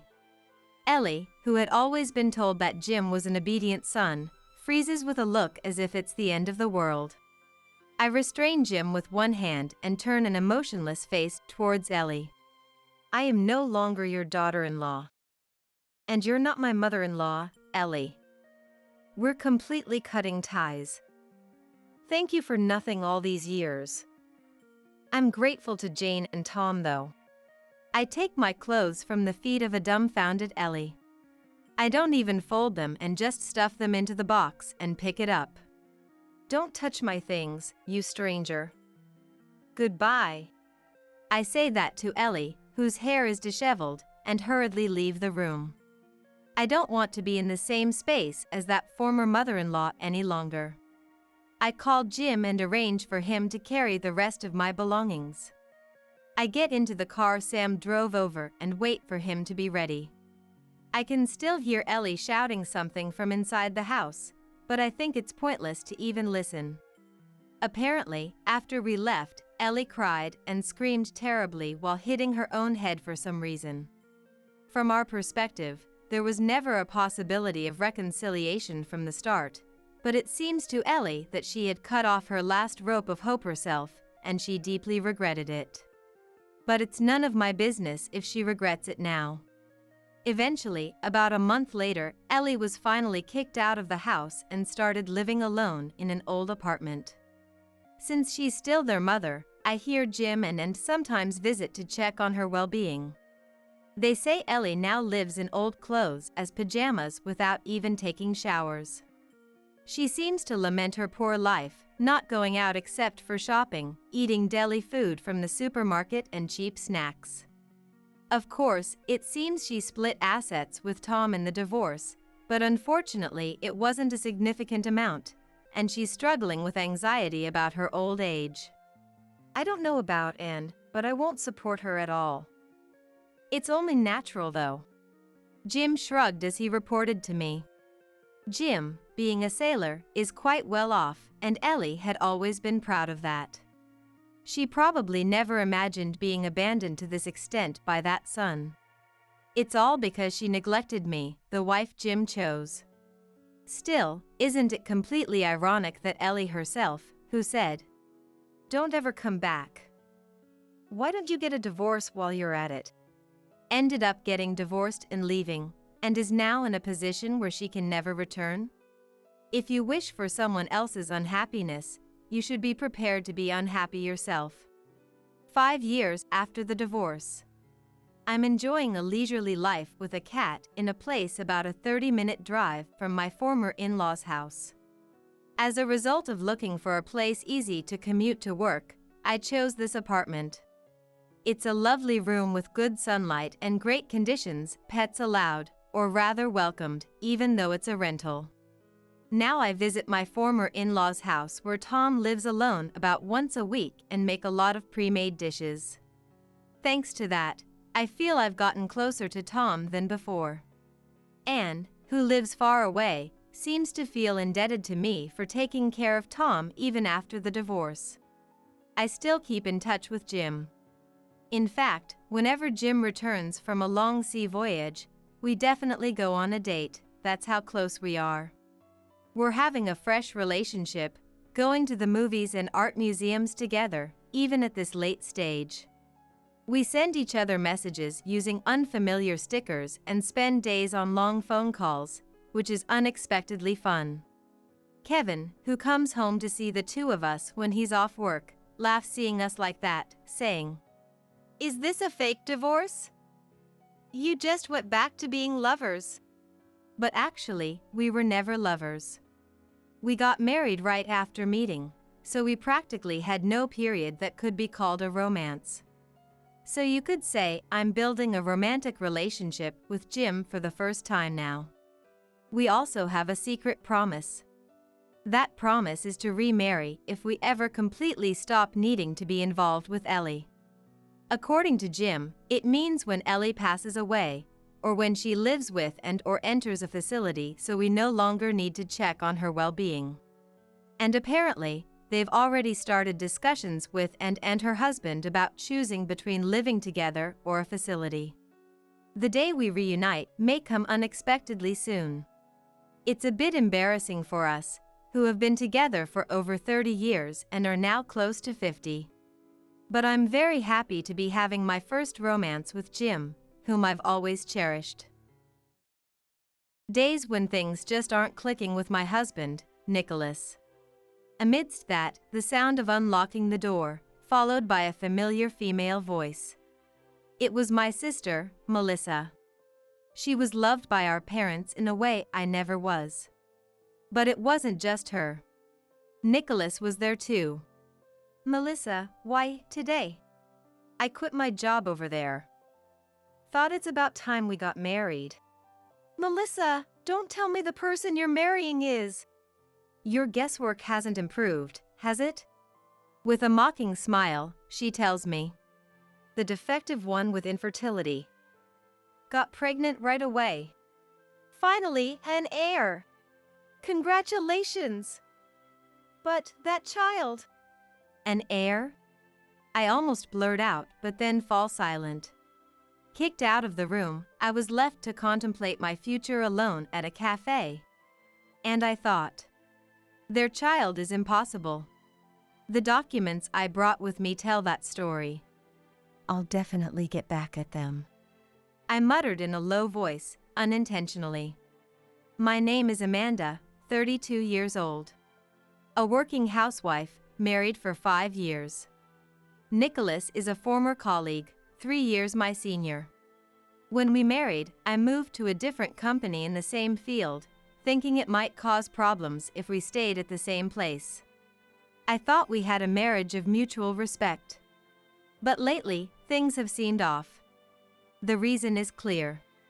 We've been unable to have children for some time. But it's not just my fault. Yet, it's always me who ends up being blamed. It would be better if it was outright malice. But no, it's just unnecessary meddling with a look of concern. That's what's troubling about the words of our parents, from both sides.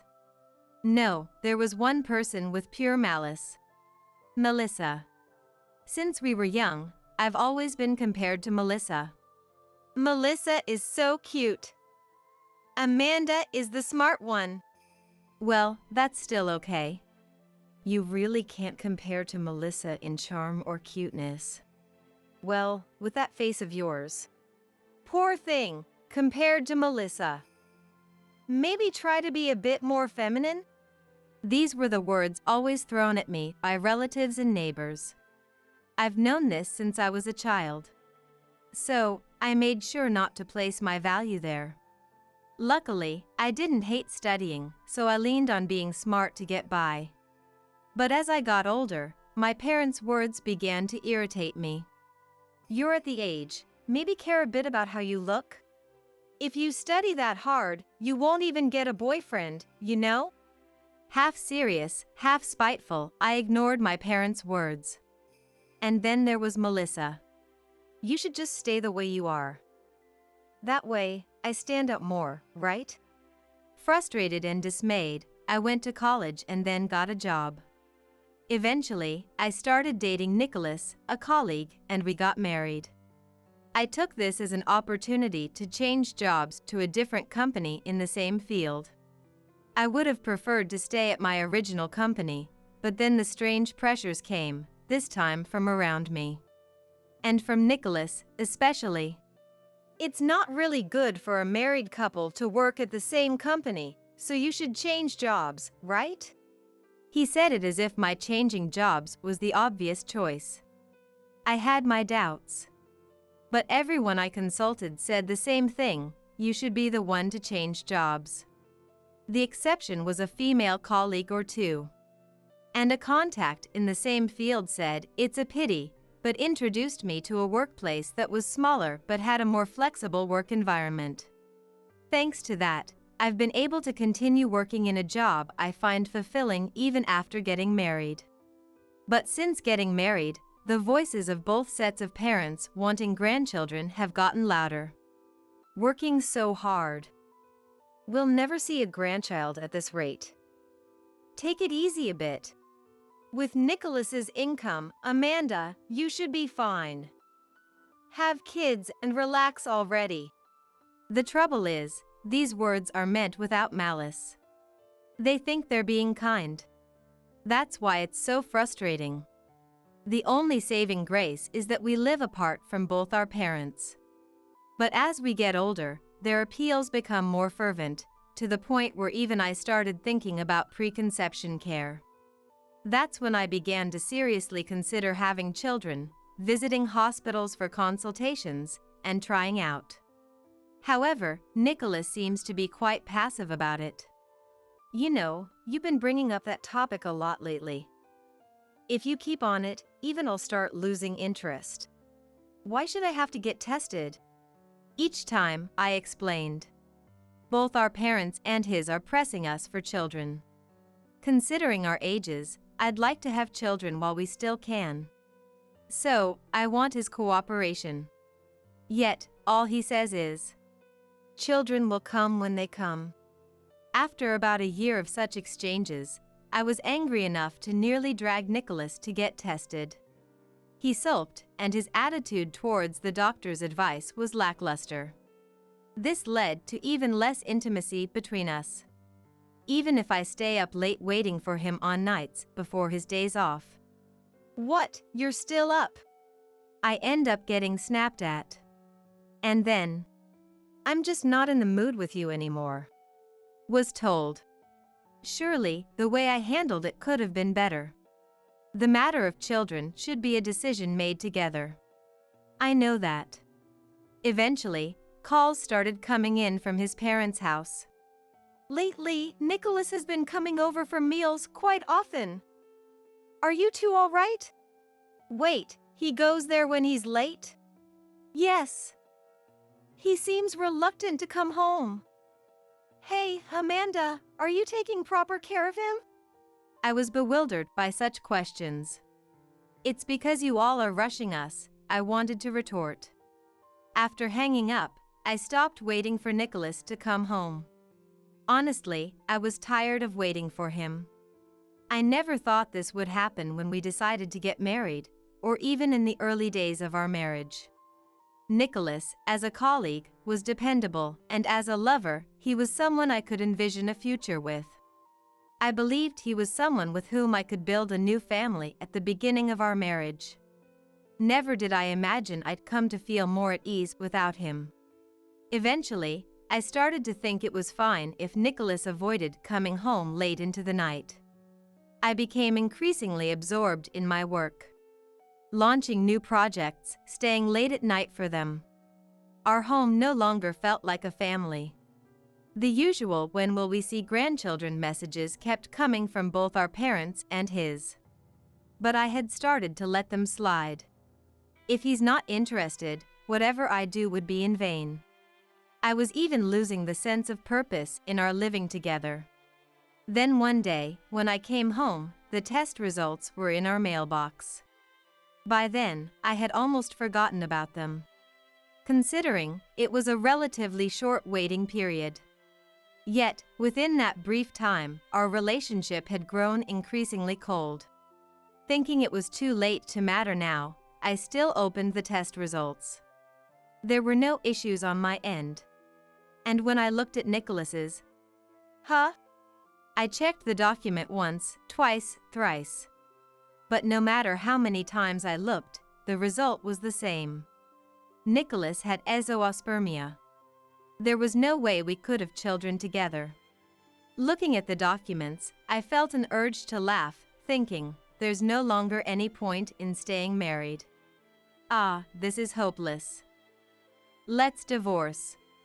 Those words ran through my mind. That's when it happened. I heard the sound of the door unlocking. Is it really okay? A familiar female voice spoke. Melissa? I rushed to the entrance in surprise.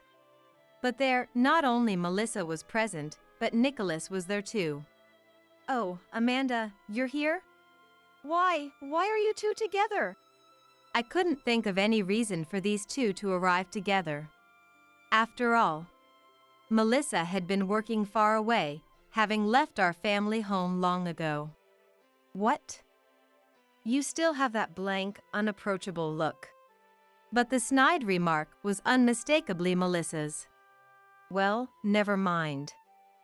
Let us in, it's getting cold out. As she spoke, Melissa made her way into the house. Melissa, why today?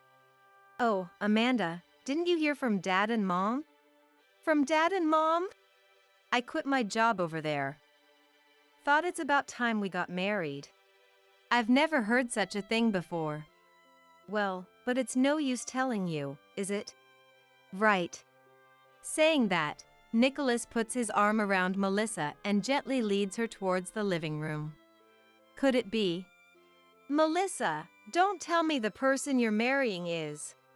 Your guessing is as bad as ever. When did this happen? With a mocking smile, Melissa tells me.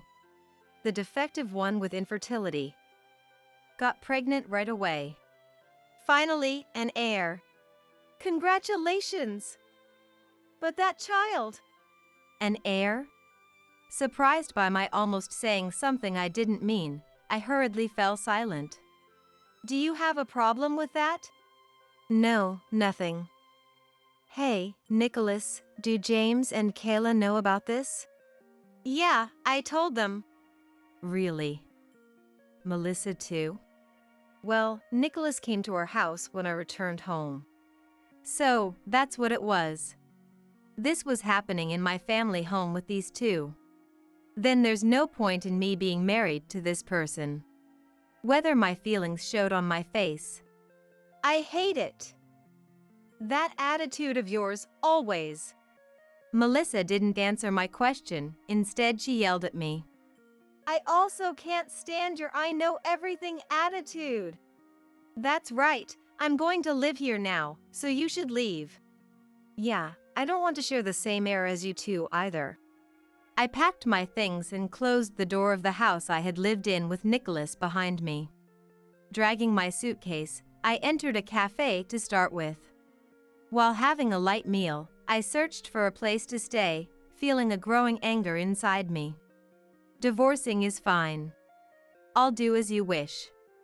I've always, in one way or another, done as desired. But this is the result. I'll throw away all of this. Neither my family nor my in-laws would protect me at all. Did my parents not notice anything between Melissa and him when they met at the family home? No, that can't be. Surely, when Melissa returned home having quit her job, my parents chose Nicholas's place for her new stage, even if it meant driving me away. Both my parents and in-laws would celebrate them if they heard about the child. Despite rushing me all this time. But that can't be.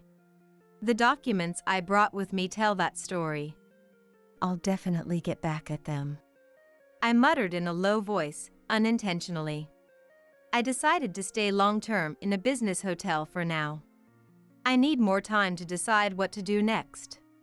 With my job being so busy now that it's on track, even if I rented a short-term apartment, I wouldn't have time to cook.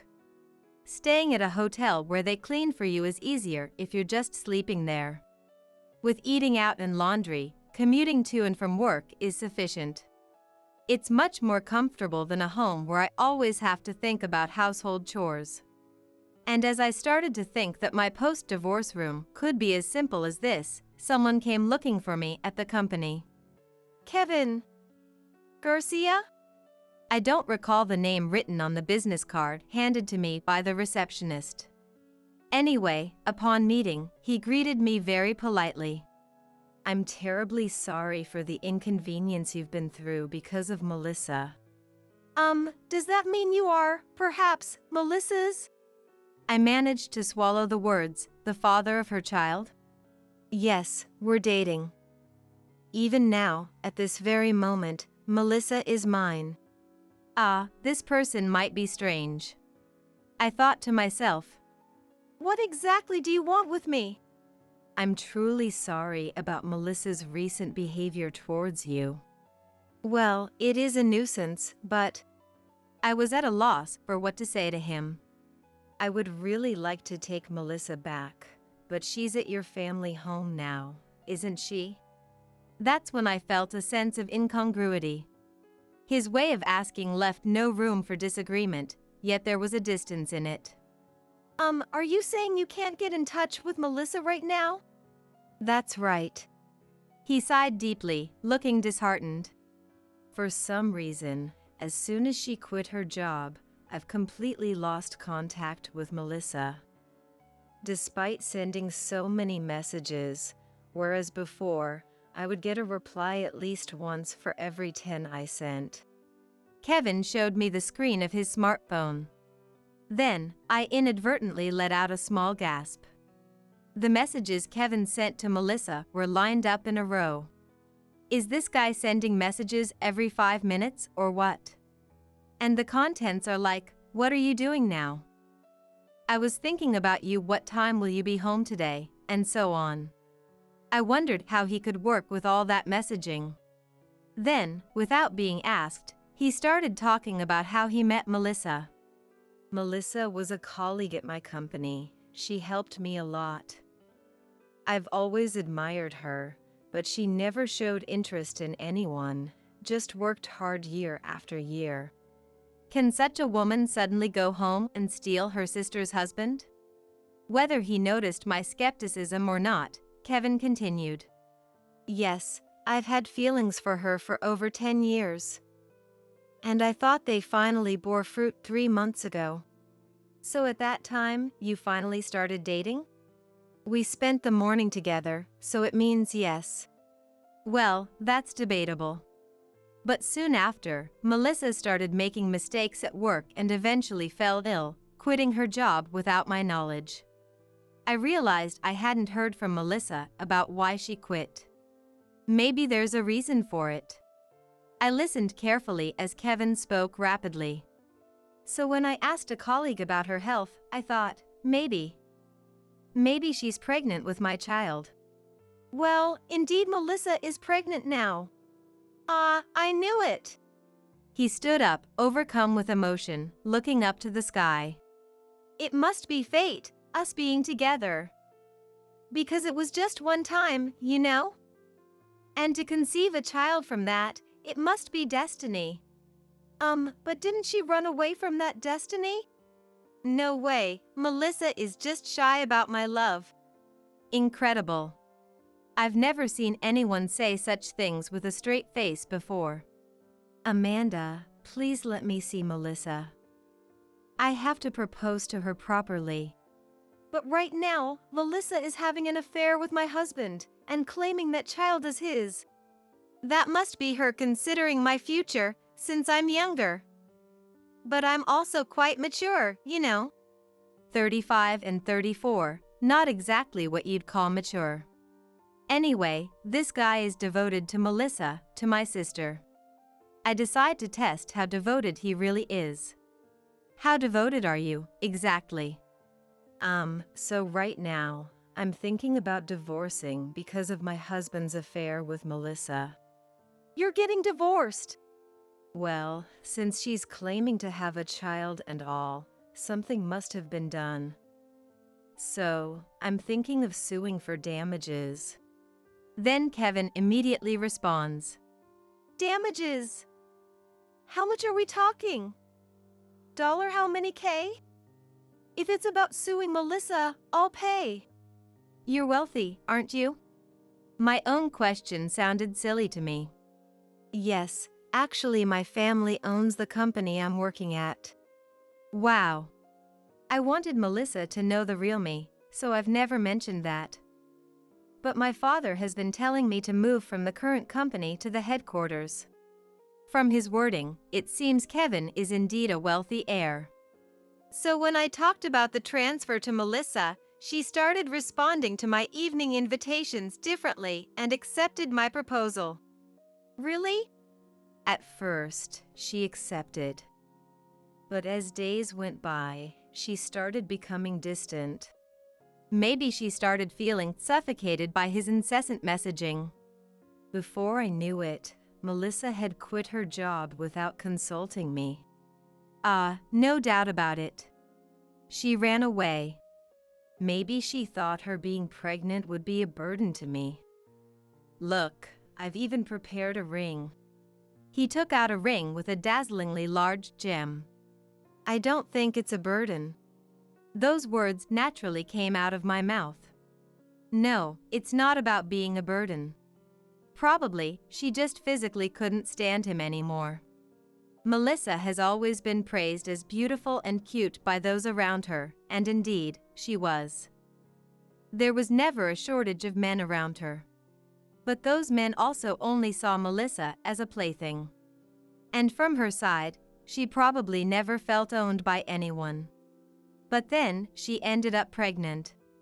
Unexpected as it was, given her age, maybe she finally wanted to latch onto someone. So, she got involved with this guy who had always been hanging around her, only to run away due to his overly possessive nature. Kevin sighs deeply. Melissa, whom I've loved for so long. Just when I thought she had finally accepted me. And when I started talking about marriage seriously, she disappeared. I thought her parents might have forcibly taken her back, so I came here. Amanda, could you please lead me to Melissa? Honestly, I was taken aback by his one-sided torrent of words. But there seemed to be a way to use this guy to my advantage. I understand. I just have one request, I said, smiling at Kevin. Then, I hired a lawyer, gathered Nicholas and Melissa, and both sets of parents for a discussion. The meeting was in a hotel conference room.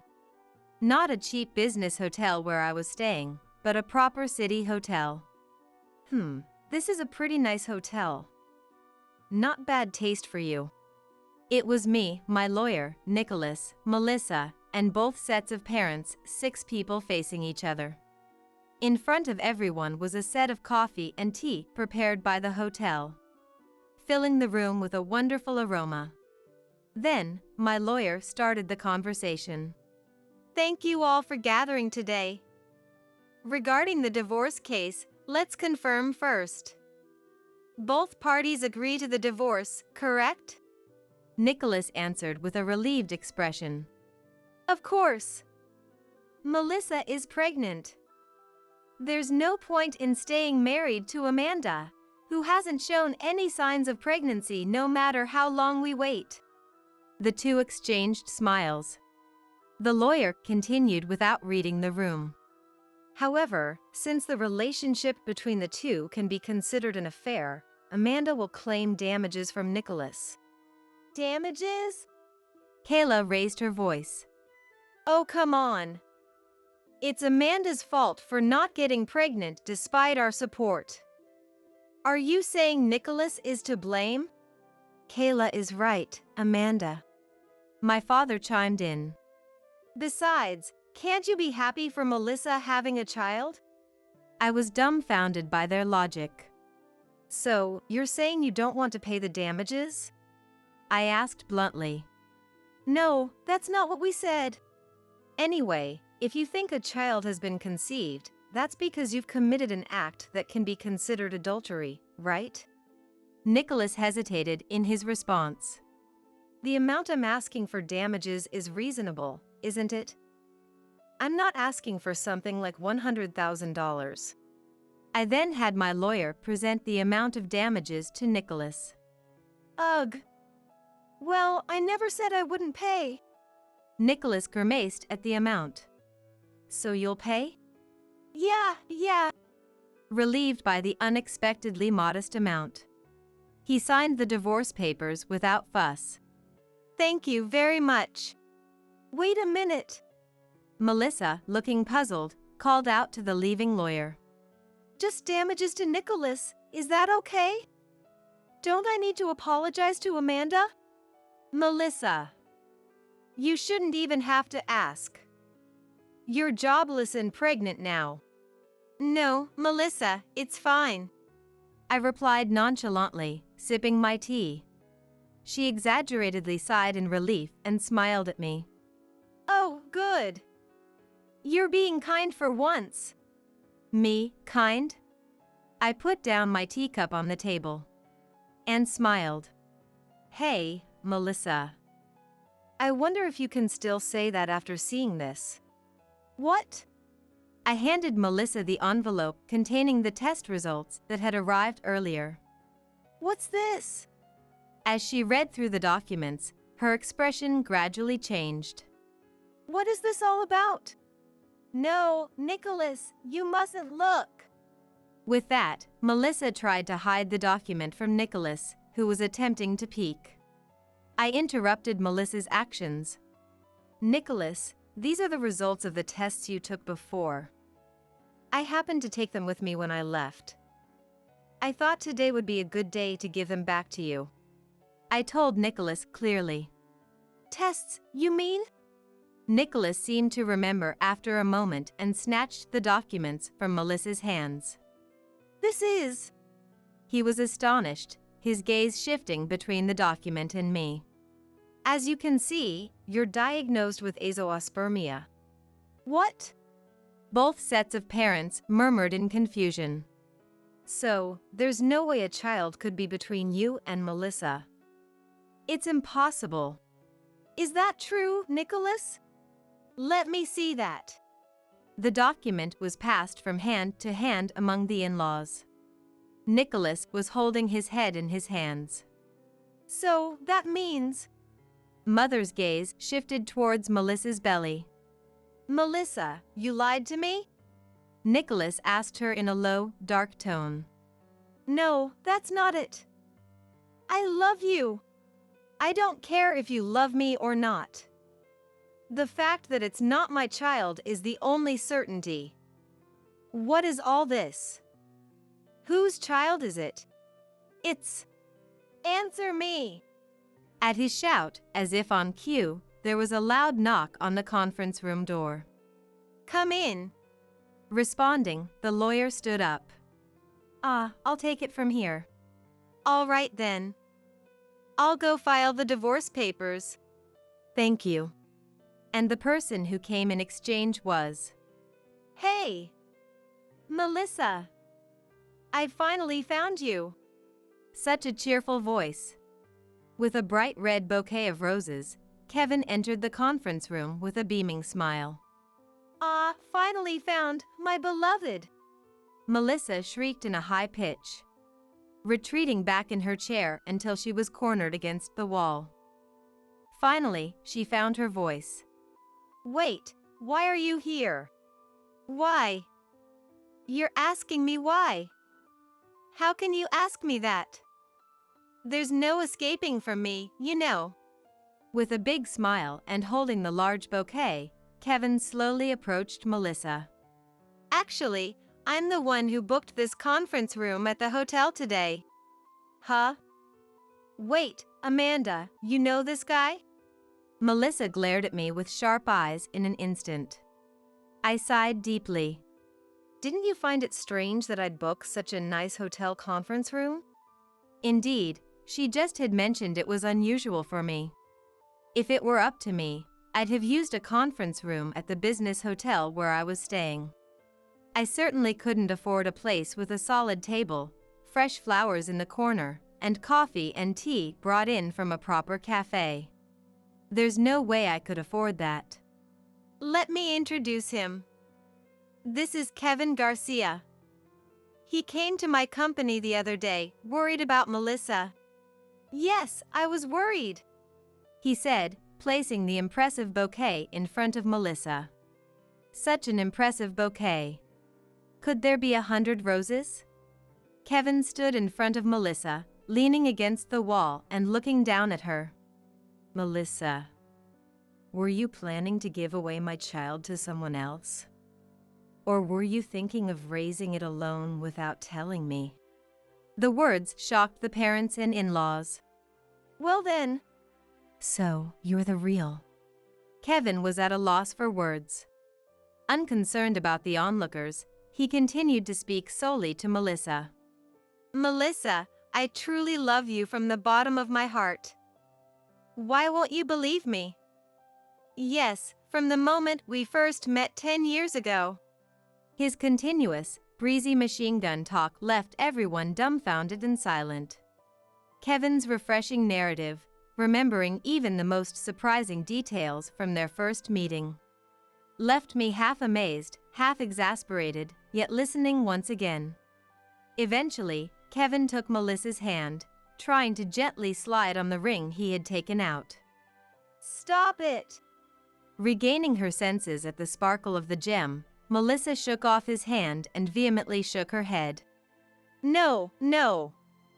You're not okay. It's decided." "Why am I not okay?" "As I've just said, I won't let you want for anything. My parents have always been worried about me not finding a marriage partner. But now, they can be relieved. And with a child, too." "No, wait, Amanda. You set this up." Her wrists, her neck, covered in goosebumps. It's clear she's truly repulsed. "Don't say I set this up. Why did you bring him here after I ran away?" "Because during this situation, he said he'd pay whatever amount for you." I glanced at the parents briefly. "Let me introduce myself again," he said, handing out his business card and putting the ring back in its case. The titles on the card shocked my father, and my mother was astounded by the size of the gem on the ring. Oh. Then, the parents who had been protecting Melissa withdrew their hands. "What? Dad, Mom?" "Sorry, Melissa, we really can't protect you anymore. Besides, he's the heir of the group company you worked for." "Maybe, but even so." The fact that she was physically repelled by him was not entirely lost on the parents. "So, you both agree to our marriage then?" "Well, yes. Having the real father is better for the child, isn't it?" "Dad. Mom." Her plea for help was ignored as her parents had already started shaking hands with Kevin. "Thank you. Then Amanda, I'll pay the money later." Saying that, Kevin pushed the bouquet to Melissa and swiftly picked her up despite her protests. "No way!" Melissa screamed and resisted as much as she could, but no one moved to help. Then, escorted by someone, Kevin left with Melissa through the door they had opened. I thought I heard Melissa's distant scream, but it was none of my concern. "Shall we conclude here?" "Amanda!" Nicholas suddenly raised his voice towards me. "What? Can't we make another go of it?" "What are you talking about?" I took out my smartphone and called the lawyer who had just left. "Hello, how did it go?" "Yes, it's been officially filed." In the midst of this chaos, the lawyer had filed the divorce papers at court. "The mistake was you telling me to quit my job and move to another workplace right from the start." "Did I say that?" I was astounded. "Well, I'll be expecting the compensation." "Wait, Amanda! I was wrong, so please." "It's too late now." And with that, I too left the conference room. Since then, he has returned to his parents' house and has been paying the compensation as part of the property distribution. I've heard rumors that the mood in Nicholas's former in-laws' house has been gloomy. They never expected their son to have azoospermia. It must have been a hard fact for my former in-laws to accept. They've been advising Nicholas to go for treatment multiple times, but he finds the burden too much and is thinking of leaving home again. Not only that, Rumors of him having an affair with his wife's sister and getting divorced have spread within the company, and his prospects for promotion have been blocked by the senior management. The source of these rumors were my former colleagues. Unhappy about me moving to another company when we got married, they contacted me as soon as they heard about the divorce and spread the news of Nicholas's misconduct far and wide. Apparently, his assertions that the failure to conceive was my fault also fueled the rumors of his azoospermia. And as for Melissa and her parents, I wish you could talk to Kevin and somehow get Melissa to meet us.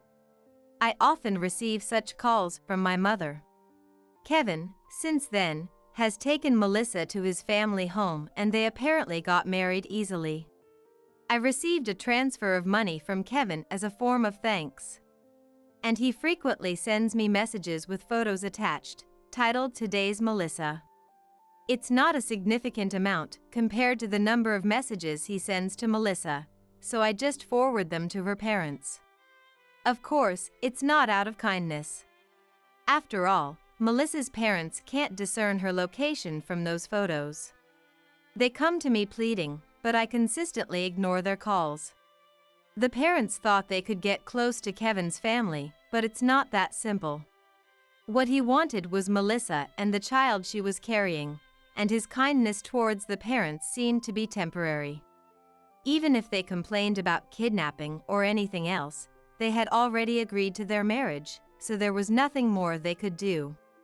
Without being able to establish a relationship with the wealthy family they hoped for, the parents can only watch as the favored Melissa becomes increasingly worn out in the photos. Good work today. Staying late again today? Yes. I just want to do a bit more research before leaving. Since then, I've moved out of the business hotel and into a short-term apartment. It's not very spacious, but I splurged on a bed comfortable enough for me to sleep alone, focusing on getting a good rest in my own space. Thankfully, that means minimal cleaning is needed. Work has become busier with increased business trips, sometimes not returning for half a month. But those days are truly fulfilling. I don't know what the future holds, but for now, I want to enjoy working by myself for a while. Our son is going to live with you, Mom. Even if he's sick, being with your grandchild every day is a blessing, right? The voice of my son on the phone dripped with malice, as if mocking me. I hugged my grandson tightly, covering his ears so he wouldn't hear that voice. My grandson, who just turned 7, was recently taken to the hospital. There, he was diagnosed with a certain illness, and my son and his wife left him at my house. Coming home from work, I found my grandson sitting dejectedly at the entrance. My heart nearly leaped out of my chest. He told me himself, "I was abandoned by Mom and Dad because I'm sick." I wish they could understand how I felt.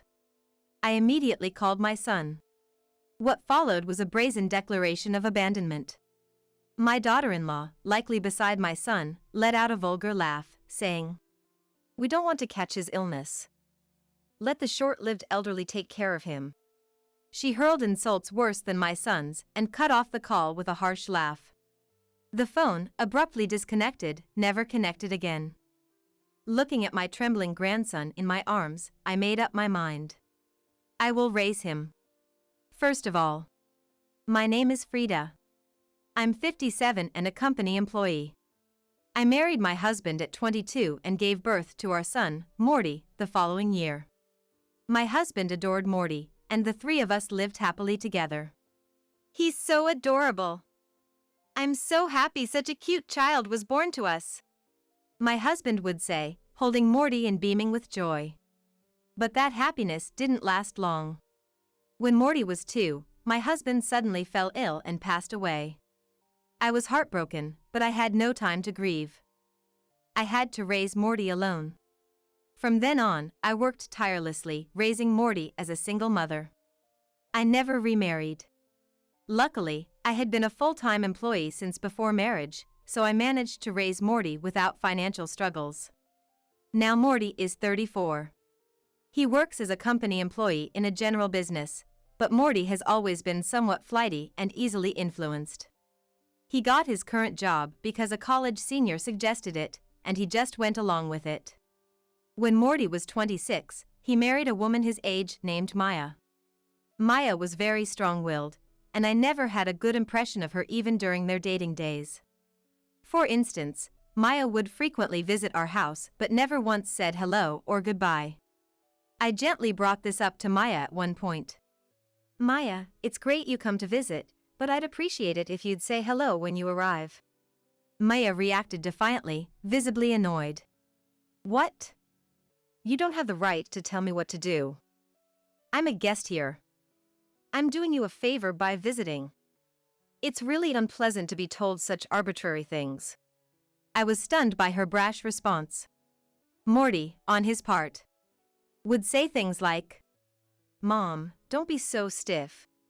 I thought it was common sense to greet when visiting someone's home, but it seemed not to apply to Maya. Morty appeared completely under the thumb of the assertive Maya. After Maya left, I reiterated my point to Morty, but just let it go. He just brushed it off. Incidents like these often happened, so I didn't have a good impression of Maya. Of course, I repeatedly told Morty to be more responsible. The couple rented an apartment after their marriage and started living near our house. The following year, they had their first son, Darren. My first grandchild. Children grow up so fast, and in no time, Darren turned 7. One day, as I was returning from work and my house came into view, I noticed someone sitting at the entrance. Who could that be? As I got closer, I realized it was Darren. Having been busy with work recently and not seeing my son's family or Darren, I was both surprised and overjoyed to see him after so long. "Darren! It's been a while! What are you doing here?"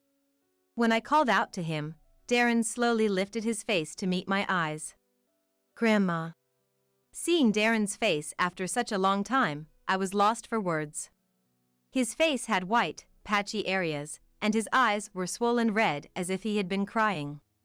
I tried to remain as calm as possible and invited Darren inside. "And? Darren, what happened? Can you tell Grandma about it?" I gently asked him. He nodded slowly and began to speak in bits and pieces. "Well, I got a skin disease. I forgot its name because it was complicated, but it's a rare disease." Seeing young Darren's lips quiver and his face turn pale, my heart ached.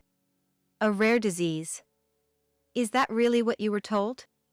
"Yes, Mom and Dad said that. Ever since I got this disease, they stopped looking at my face. And today, they brought me here to Grandma's house and told me to wait for you, and then they went away." Shocked by Darren's story, I hurriedly called Morty. To prevent Darren from hearing the conversation, I asked him to stay in the living room and drink juice while I moved to another room. "Morty! I heard from Darren. How could you leave him at our doorstep without telling me anything?" Mom, you're back. Yeah, Darren has this rare disease called pityriasis simplex. It's really troublesome. Pityriasis simplex. I remembered hearing that name before. I had seen a feature on it on TV once. Wasn't it just white spots? White spots are common in children and not a rare disease. Is it really a rare disease? The dermatologist said it's pityriasis simplex. It's a complicated name, so it must be rare, right? So, since we could catch it too, Maya suggested you should raise him, and I agreed. So, Mom, please take care of Darren for us. Thanks. What? You call yourselves parents? That's so irresponsible. I shouted in anger at Morty's outrageous statement. Then Maya took over the call, and her shrill voice echoed. "Morty and I are still young and have our lives ahead of us. It would be terrible to catch such a creepy skin disease. So let the short-lived elderly take care of him. Bye." With that unilateral shout, the call was disconnected. Stunned, I quickly took out a book from the bookshelf that listed various diseases and their treatments and looked up pityriasis simplex. Thank goodness. It's just white spots. He'll be fine. The research confirmed that pityriasis simplex was not a rare disease and, with proper treatment, could be cured in most cases.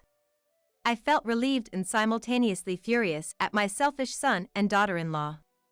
I realized they had abandoned Darren at our house, assuming it was a rare disease from its complicated name. How selfish of them. I will definitely raise Darren well. I muttered with determination and returned to the living room. I smiled at Darren, who looked anxious. Darren, don't worry. Your illness is curable. Let's go to the hospital together tomorrow. Really? Darren, thinking it was incurable, lit up. Yes, it's not a rare disease, so don't worry. And Darren, from today, you'll live with Grandma. It's okay. I'll make sure you're happy.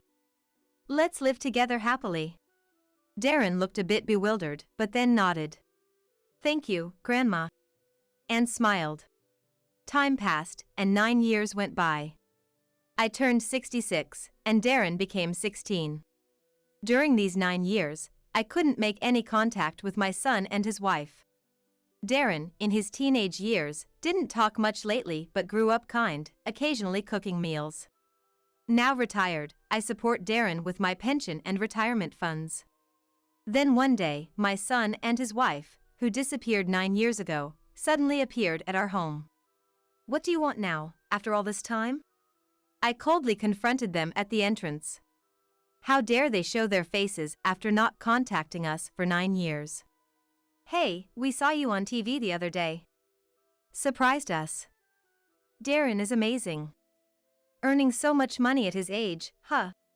Apparently, they had seen a recent TV interview, Teenage Genius Inventor. Maya, standing next to Morty, also chimed in with a sneer. Getting a patent and all, that's really amazing. You must be so rich now, huh? Indeed, Darren was skilled at inventing, and he had recently obtained a patent.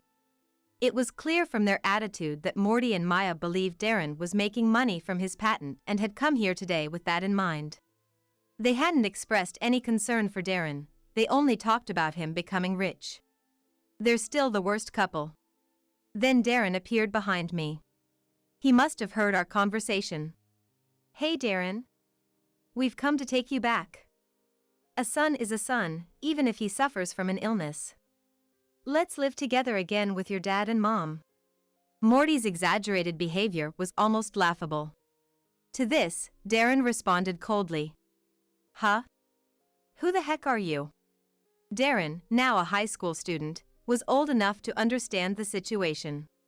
He realized from the conversation that his parents were after money, and felt no attachment to them, having been abandoned. Morty and Maya seemed taken aback by Darren's indifferent attitude, but quickly regained composure and started talking fluently. Darren is sick, so his life will be tough. That's why Maya and I will support him. Morty declared. What?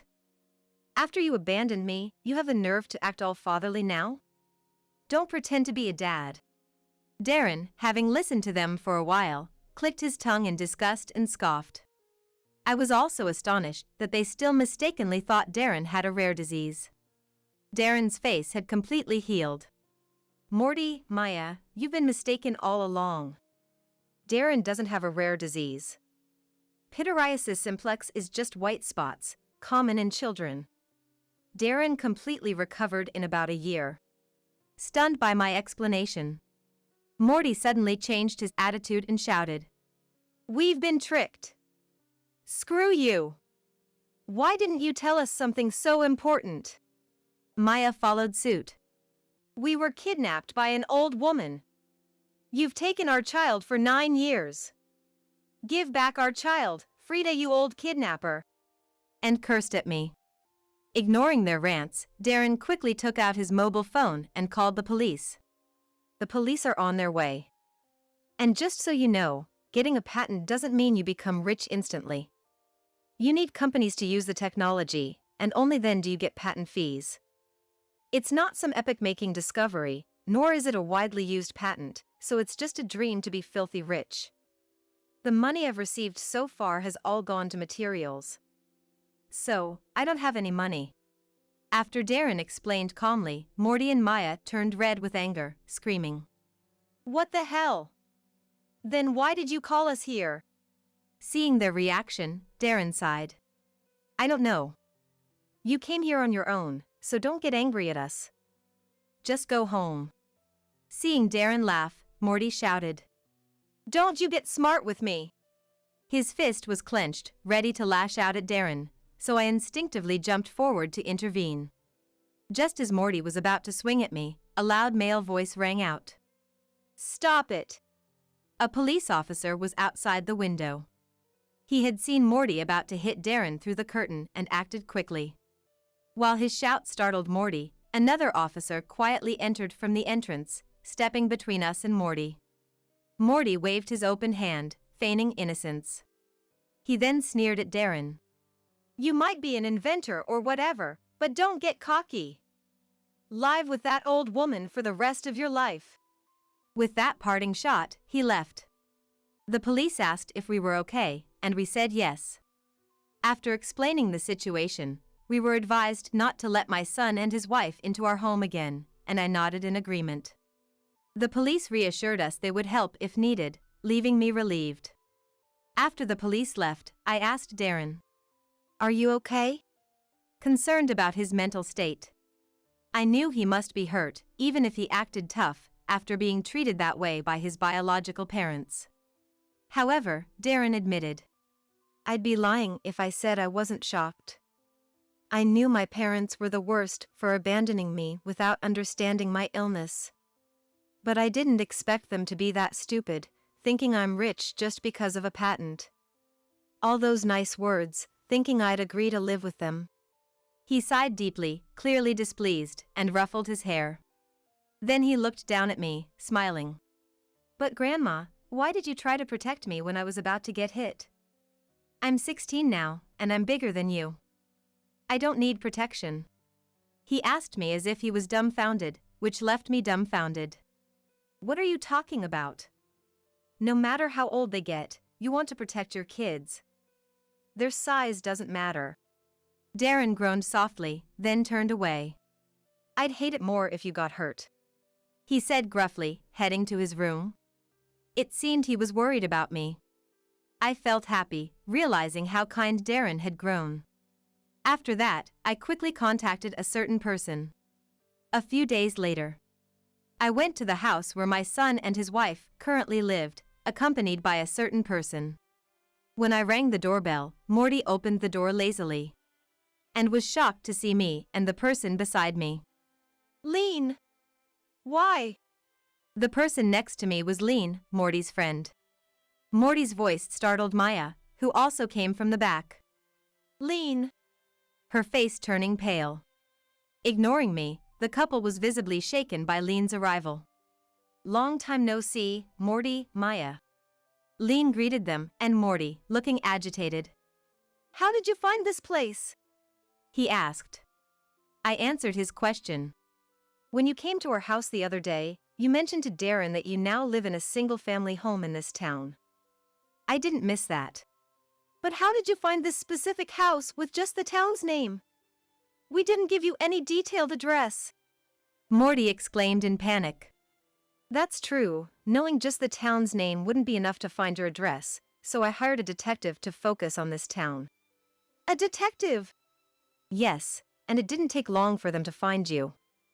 Then, I contacted Lean and we decided to come see you together today. Using a detective is cheating. That's no different from stalking. Lean glared at Morty. I've got nothing to say to fraudsters. Anyway, Morty, Maya, return the money I lent you. Lean's stern voice filled the room, causing the couple to tremble. Lean, a friend of Morty's, had lent them money. I only found out about this after my son and his wife had disappeared for some time. Lean came to my house to consult about lending them money and not being able to contact them anymore. He came all the way to visit me, wondering if they might have returned to a parent's house due to financial struggles so bad that they had to run away to avoid paying him back, and asked me to let him know if I ever found out their whereabouts. You two told Lean that Darren had a rare disease and you were in a tight spot financially, and got $5,000 from him by playing on his sympathy. My words made my son and his wife look down, trembling. It wasn't just Lean, you did the same thing with others, borrowing money here and there. Then, when repayment became difficult, you abandoned Darren at our house and disappeared without paying back anyone, exploiting people's kindness for your own gain. You're the lowest of the low. No. But we really thought Darren had a rare disease. Yes, we really did. That's why we borrowed the money. Frustrated with their excuses, I shouted. What are you talking about? Even if you thought so, you never treated Darren's condition. You took him to a dermatologist once and then neglected him, not spending a dime on his treatment. So where's the money you borrowed from your friends? Do you have it with you if you didn't use it for treatment costs? Of course, you don't. You probably squandered it on yourselves. As parents and human beings, you're the absolute worst. Shame on you. Ugh. They fell silent. The real reason you left Darren at my house wasn't because you were afraid of his disease spreading, it was to evade the debts you owed. Months before abandoning Darren, you frequently went on trips and started wearing only branded items, didn't you? No, but it's true that we didn't want to be around Darren because his disease was creepy. Even at this point, they still tried to justify. And with despicable excuses, too. Sighing deeply. Darren is fortunate not to have grown up with parents like you. He might have ended up with a twisted personality because of you. I'm so glad he has grown into a kind and admirable young man. I said.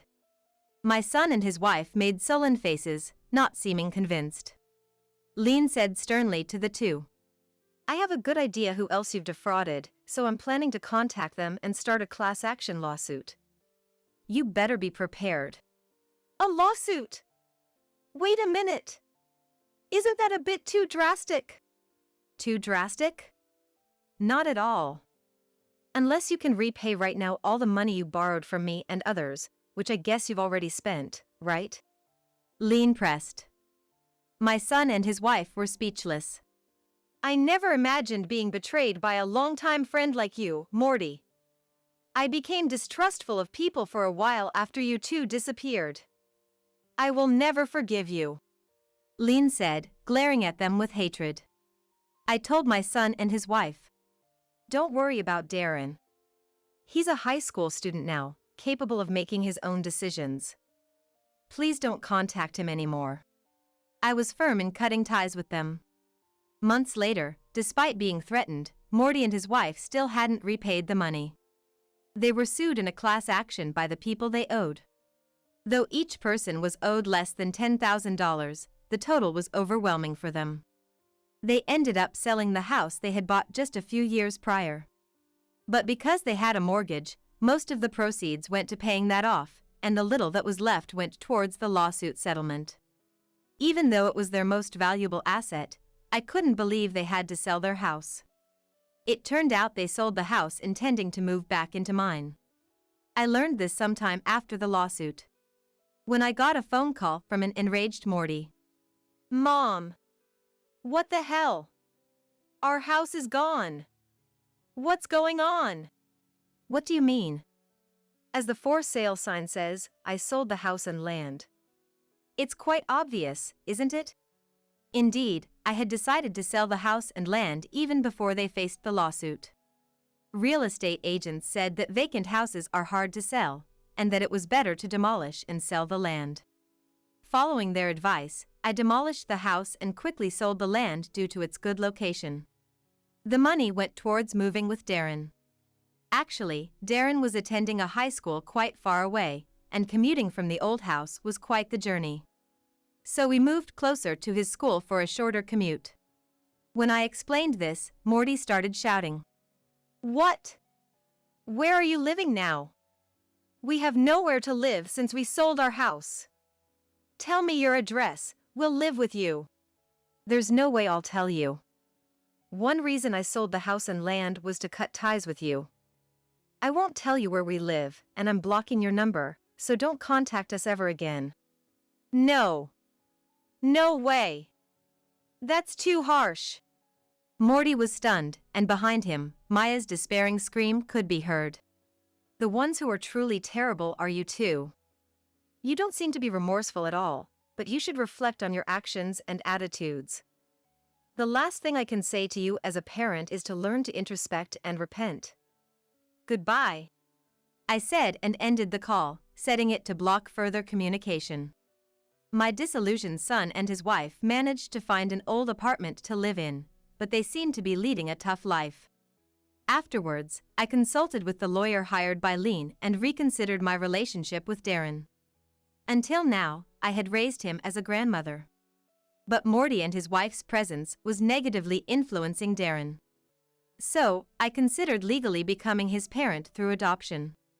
If it were recognized, I wouldn't have to divide my estate equally between Darren and Morty when I pass away. It would prevent Morty from running off with everything. I decided to check with Darren. Darren, I want to adopt you. Not just as a grandmother and grandson, but legally as mother and son. What do you think?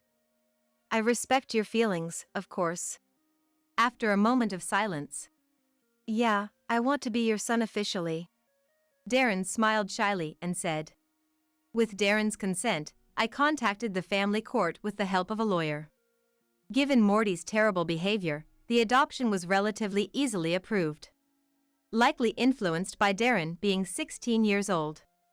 Darren and I successfully completed the adoption process. It was a joyous moment for me, especially knowing that he chose me over his biological parents even when he is still in his adolescence. Darren, talented in inventing, is always trying new things, and I'm living a peaceful life, enjoying watching him grow. Standing is common sense for a daughter-in-law. I had been preparing food and welcoming guests since the morning at a family gathering. Being 9 months pregnant, I was taking a short break on the sofa in the back. When my mother-in-law, Susan, found me sitting, her expression changed drastically as she approached me and snapped those words. Susan, I'm sorry. I'm just having some discomfort in my stomach. Unable to stand due to the pain, I apologized while remaining seated on the sofa. As I struggled to get up, Susan, seeming to give up, turned to leave but then shockingly kicked my stomach. Susan, how could you? I immediately curled up to protect my stomach, and fortunately, I didn't feel much pain. It's your useless body that's the problem. This was a line I was all too familiar with after always being oppressed, but I was left speechless by the shock of being kicked in the stomach. Someone, who had been silently watching this scene, waited until Susan was seated, and then. My name is Anne. I'm a 32-year-old housewife. I live happily with my husband Tom and our 3-year-old son. I am currently 9 months pregnant with our second child. Before the pregnancy was confirmed, it was decided that Tom would be transferred to work abroad alone. Although Tom insisted on staying in America, I didn't want him to give up his dream of working overseas, a goal since our dating days. After I encouraged him to the end, he promised to go abroad for just 3 years, and then he left. While I felt joy in supporting my husband's dream, there was one concern. The insidious harassment from Susan and Mike, my father-in-law. While Tom was around, they adored us, but in his absence, they subjected me to daily verbal abuse. Since Susan and Mike were kind in front of Tom, I always tried to bring him along. But for the next 3 years, I'll have to endure their malicious harassment alone, which is disheartening. However, I couldn't discuss it with Tom, knowing it would only add to his worries and considering Susan's feelings towards her son. Initially, I tried to please them by complying with everything, but no matter what, I only faced their resentment. All I want is to get along with Mike and Susan. Desiring a peaceful relationship with Susan and Mike, one day, I finally broke down and decided to be submissive. Then I heard shocking words from them. You stole our precious son from us. That's what Susan declared. Ever since you married our son, he hardly pays any attention to us. I finally understood the root of their relentless harassment. Susan and Mike were so overly fond of their son that they were jealous of me, his wife. If that's the case, I can always come with him. Startled by Susan's unexpected confession, I tried to find a solution and offered various suggestions. The best thing would be for you to leave our son alone. Right. Then he might return his love to us. I was stunned by Susan's wish. The thought of them wanting a divorce because they felt their son's affection for them had diminished gave me chills. And this distorted expression of their love even scared me. Don't you like the idea of your son building a new family? I asked tentatively. New family? That's ridiculous. Our family is enough. No matter how old our son gets. Realizing the extraordinary love they had for their only son, my husband, I was speechless. I love my husband. I want to get along with you and Susan, but I have no intention of leaving him. Normally quiet, this was one point I could not concede. Seeing my resolve, Susan scoffed and retorted. Are you so confident that no matter how we treat you, you won't leave? From that day on, their harassment only intensified instead of diminishing. At one point, knowing I was allergic to shrimp, they sneakily added it to the fried food. I was about to eat it when my husband, who always harped on about my allergy, noticed and warned me. Shrimp? I'm sorry. Actually, this was a gift. I forgot you can't have shrimp. Susan apologized to me repeatedly, making excuses. My husband seemed satisfied and asked her to be more careful in the future.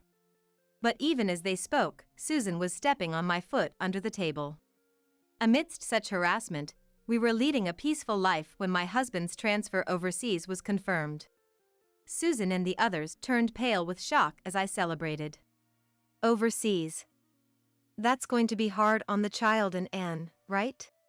My father-in-law, Mike, really just not wanting to be separated from them, used me as an excuse. My husband said it was a decision we made together, and I knew the anger would soon be directed at me. And did you even consider my grandchild's feelings? Unsatisfied with my decision, Susan interrogated me like it was an inquisition. Fed up, my husband finally spoke out. Both of you, enough. Working abroad has always been my dream. And is just supporting me in that. He immediately defended me. We support you too. But now just isn't the right time, is it? Mike seemed a bit sorry, yet unable to agree. That's right. The grandchild is only 3 years old. It's too much for Anne. Susan, for once, seemed to be on my side, using my name in her argument. I'm fine. Tom and I have discussed it and decided to go for it. I spoke up, my voice trembling slightly, trying to act bravely so my husband wouldn't worry. Realizing our determination, Susan and Mike reluctantly accepted it, though with a sense of defeat. That night, feeling sorry towards Susan and Mike, my husband suggested we all have dinner together. I had been avoiding eating with them since the shrimp allergy incident, but I decided to endure it for my husband's sake. Then let us, the ladies, get busy preparing in the kitchen. You relax. Susan, excited to cook for her son after a long time, went into the kitchen. Hesitant to be alone with her, I steeled myself and followed her to the kitchen. Aren't you afraid our son might leave you when he returns from abroad? Susan's words, still hoping for our breakup, drained the blood from my face. Realizing it was pointless to engage, I silently started preparing. While we were working on different ingredients, Susan called out to me. And that pot over there is cool. Could you take it to the table? Busy with preparations, I followed Susan's instructions and grabbed the pot handle with my bare hands, only to let go immediately from the scorching heat. A pot of steaming hot beef stew fell right at my feet. I burned my hands and feet. Hearing my scream, my husband and Susan rushed over. And did you touch it with your bare hands? I told you to be careful of burns. What should we do now? Susan pretended to panic, but did nothing. My husband, seeing this, quickly instructed to bring a towel and ice. He also told Mike to call an ambulance. Seeing my red, swollen hands and feet, I could only cry in pain and frustration, clinging to my husband. Thanks to his quick thinking, I received proper treatment at the hospital and was told it would take 2 weeks to heal. Slowly, my spirit was breaking from Susan's escalating insidious bullying. As time passed and my husband's departure overseas approached, I made sure to avoid Susan and the others completely. Despite their vengeful attempts to visit our home or call multiple times a day, I never responded. For their excuses to see their grandchild, I sent pictures with messages. To my husband, I told him the reason for not seeing Susan was because of severe pregnancy symptoms, which he understood. Half a year passed, and the annual family gathering, highly valued by my husband's family, drew near. Knowing its importance, and though my husband said I didn't have to attend, I decided to go. I informed Susan of my attendance in advance through a message. Her reply, seemingly eager to finally vent her frustrations on me, brought back the flashbacks of my burn injury accident and filled me with more fear. Then, the day arrived when everyone was to gather. I briefly greeted Susan and Mike, then spent most of my time with relatives of my age, keeping my distance. Standing is common sense for a daughter-in-law. I had been preparing meals and welcoming guests since the morning at the family gathering. Being 9 months pregnant, I took a rest on a sofa in the back. When Susan saw me sitting, she changed her expression and came over to me, throwing those words at me. "Susan, I'm sorry. I'm just having some discomfort in my stomach." Unable to stand due to the pain, I apologized but couldn't get up from the sofa. Seeing that I couldn't stand, Susan, seeming to give up, turned to leave, but then shockingly, she turned back and kicked my stomach. "Susan, how could you?" I immediately curled up to protect my stomach, and luckily, the pain was minimal. "It's your useless body that's at fault."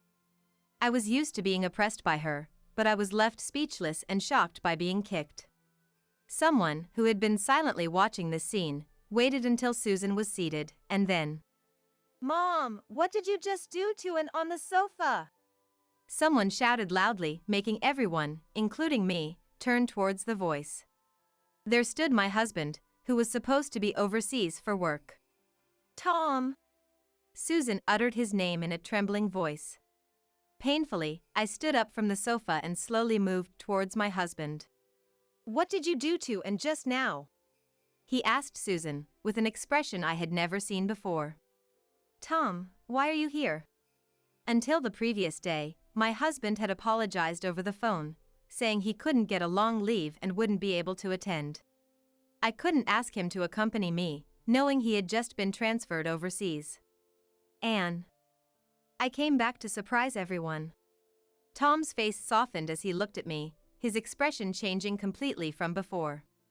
He rushed over to me, hugged me around my shoulders, and supported me. "But when I came back, I happened to see Mom and you having that interaction from the entrance." He had been frozen for a while, not understanding the situation as he had never seen Susan like that before. "I was about to ask and what happened when Mom kicked her." Hearing this, I realized he had witnessed Susan kicking my stomach. Looking up at my husband, I could see the anger in his eyes. "Tom, this is..." Relatives started gathering in the room, sensing the unusual tension, making the situation even more strained. "Tom, everyone is here, let's talk in the other room." Susan tried to calm my husband with a quiet voice, attempting to defuse the situation. "And you don't need to say anything. I want to hear it directly from Mom." Saying this, my husband turned his face towards Susan again. "No, let's hear it here, in front of everyone." The relatives, stunned by my husband's raised voice, watched the unfolding situation in silence. The commotion got Mike and Mike's brother's attention, who had organized the family gathering. "What's all this commotion about?" Seeing the unusual situation, Mike hurried to Susan's side. Upon realizing his beloved son was there in front of him, Mike looked even more shocked. "Dad, it's been a while. I didn't want our reunion to be like this, but I just saw something unbelievable." With Mike's presence, my husband regained some composure and continued in a calm voice. "What happened?" Mike looked slightly uneasy. He already knew Susan had done something to me. Having always turned a blind eye to Susan's bullying, he was part of it too. It was just, and I were talking. Susan stubbornly refused to admit she had kicked me, trying to get out of this situation. However, my husband quietly glared at her, wanting her to confess. Sensing the conversation wasn't progressing, I finally spoke up. "You kicked me in the stomach, didn't you?" I finally revealed in front of everyone that Susan had kicked my stomach. Hearing this, the relatives began murmuring.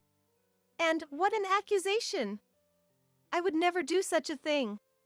Susan shouted, flustered. "Never, what, Mom? I saw it with my own eyes." My husband expressed his frustration and anger at Susan's denial and her true nature. As he seemed about to confront Susan, I urged him desperately to stay calm. "Tom, are you sure it wasn't a misunderstanding? Susan doing such a thing?"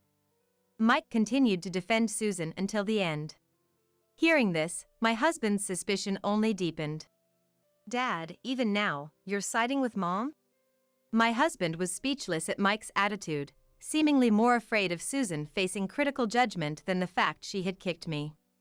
"Tom." I could only hold his hand tightly. The ease with which his parents dismissed their daughter-in-law raised my husband's suspicions, bringing up a question in his mind. "Anne, this isn't the first time, is it?" My husband's intuition seemed to pick up on something from Susan's behavior.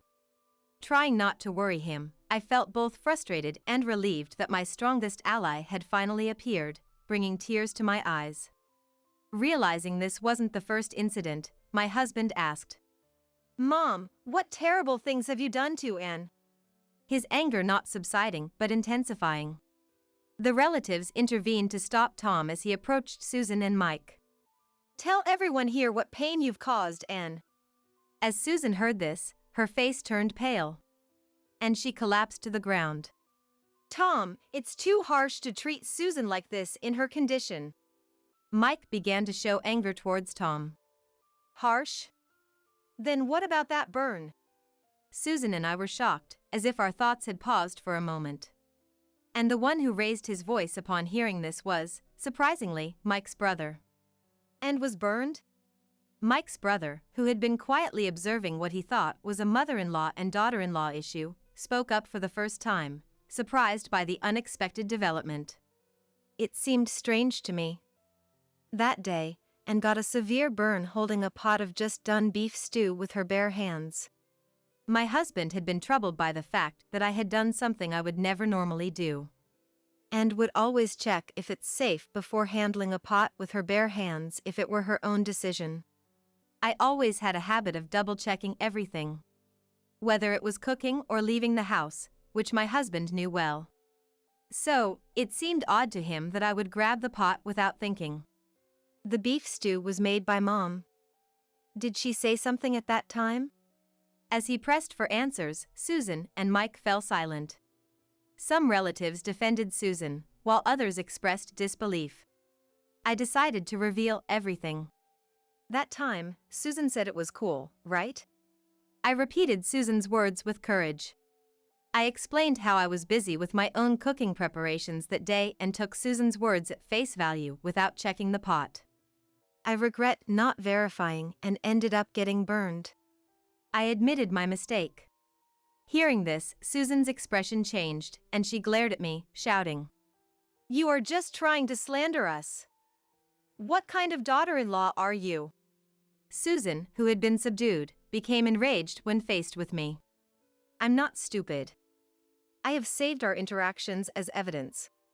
I had secretly been collecting evidence of Susan and Mike's insidious harassment, in case I couldn't endure it any longer. My husband showed a surprised expression, then I said, "Tom, I'm sorry I kept quiet. I didn't want to worry you, and I was afraid of ruining your relationship with Susan and Mike." The root of his parents' harassment stemmed from their affection for their beloved son. It was a twisted love, but I wanted to avoid worsening the relationship between Tom, who had been raised with much love from his parents. Susan and Mike, not expecting that I had been considerate of them, turned pale upon hearing this. "Mom, Dad, did you hear? Even after all this, and was still thinking of us. Tom apologized to me, ashamed that he hadn't realized the situation. And I'm so sorry my parents made you suffer this much. Tom apologized with tears, and Susan, as if regretting how things turned out, exclaimed, "No, it's wrong. It's her fault. She stole our precious son." It was the moment Susan's true nature was revealed. The relatives around us looked on with cold eyes. Even Mike, considering his brother's reputation, tried to stop Susan's outburst. "Who stole me from you? Are you doing all this too and because of me?" My husband was speechless. Not expecting such a distorted form of love where Susan's harassment was a retaliation for his affection being directed towards his new family. "I'm grateful for how you raised me. But the most important thing to me now is and our family." He expressed his feelings to Susan and Mike. He then shared how much respect and consideration we had always shown towards Susan and her family. "Mom, Dad, I wanted you to see the irreplaceable love of your grandchildren and Anne's admiration for you." Moved by their son's desperate plea, Susan and Mike seemed to finally realize the gravity of the situation, and Mike collapsed on the spot. "Mom and Dad, you've destroyed your own daughter-in-law's love and my trust with your own hands." Hearing this, Susan, realizing for the first time that she had disappointed her precious son, broke down in tears. Seeing Susan crying and distraught, a part of me felt sorry for her outburst. But more so, I felt a sense of relief in her taking responsibility for this mess. Mike's brother, changing the dire atmosphere, intervened. "All right, this isn't a spectacle.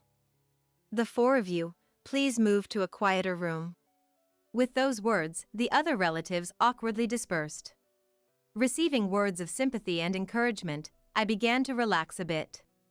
Supported by my husband's arm, we moved to a quieter room as Mike's brother suggested. Once the four of us were inside, an uncomfortable silence filled the room. My husband still had questions for them, eagerly wanting to confront them. However, Susan and Mike looked so exhausted that he hesitated to speak. Then, Mike's brother entered the room. "Now we can have a calm discussion. Is it true that Anne was subjected to insidious bullying?" With a stern expression, Mike's brother asked directly. After a moment of contemplation, Mike finally nodded in resignation. Triggered by Mike's acknowledgement, my husband burst out. "To think my parents would do this while Anne was protecting our child and unborn baby, it's shameful." He voiced all the accusations as if speaking on my behalf. He revealed that the shrimp allergy, the burn, and the kicking were all acts of spite towards me. "I can't understand how Dad and Mom could hurt Anne to such an extent." Disappointed beyond imagination, my husband's disillusionment deepened. Then, Mike's brother brought an end to the discussion. "Tom, that's enough. As your uncle, I'm deeply sorry for such a shameful sibling. I can't forgive what they've done." He apologized to us, then rushed to Mike and struck him on the cheek. "As your brother, I cannot forgive your actions. Don't show your face at family events anymore." He then instructed Susan and Mike to leave immediately. Susan and Mike seemed to want to say something to me, but the fact that they had kicked me remained unchanged. I ignored their expressions and stayed close to my husband's side. Once Susan and Mike were out of sight, I finally felt a sense of closure and, perhaps relieved, I broke down crying.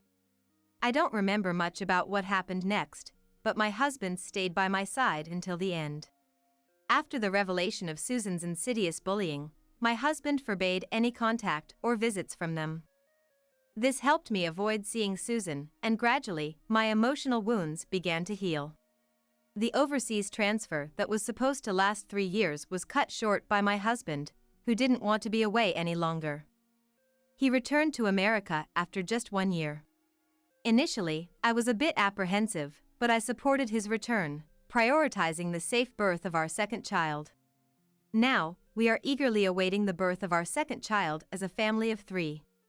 Susan still sends daily messages of apology, wanting to mend our relationship. When I express my fear of seeing them, my husband continues to prioritize my feelings. The relatives also talk about how haggard Susan looks now. and the general consensus is that it's their own fault. In a situation where my husband and relatives are on my side, there's not much Susan and Mike can do. So, once our second child is born, I plan to show them the baby. However, I have no intention of repairing the relationship with Susan and Mike. I'm resolved to spend an ordinary life with our family of 4, combining our strengths.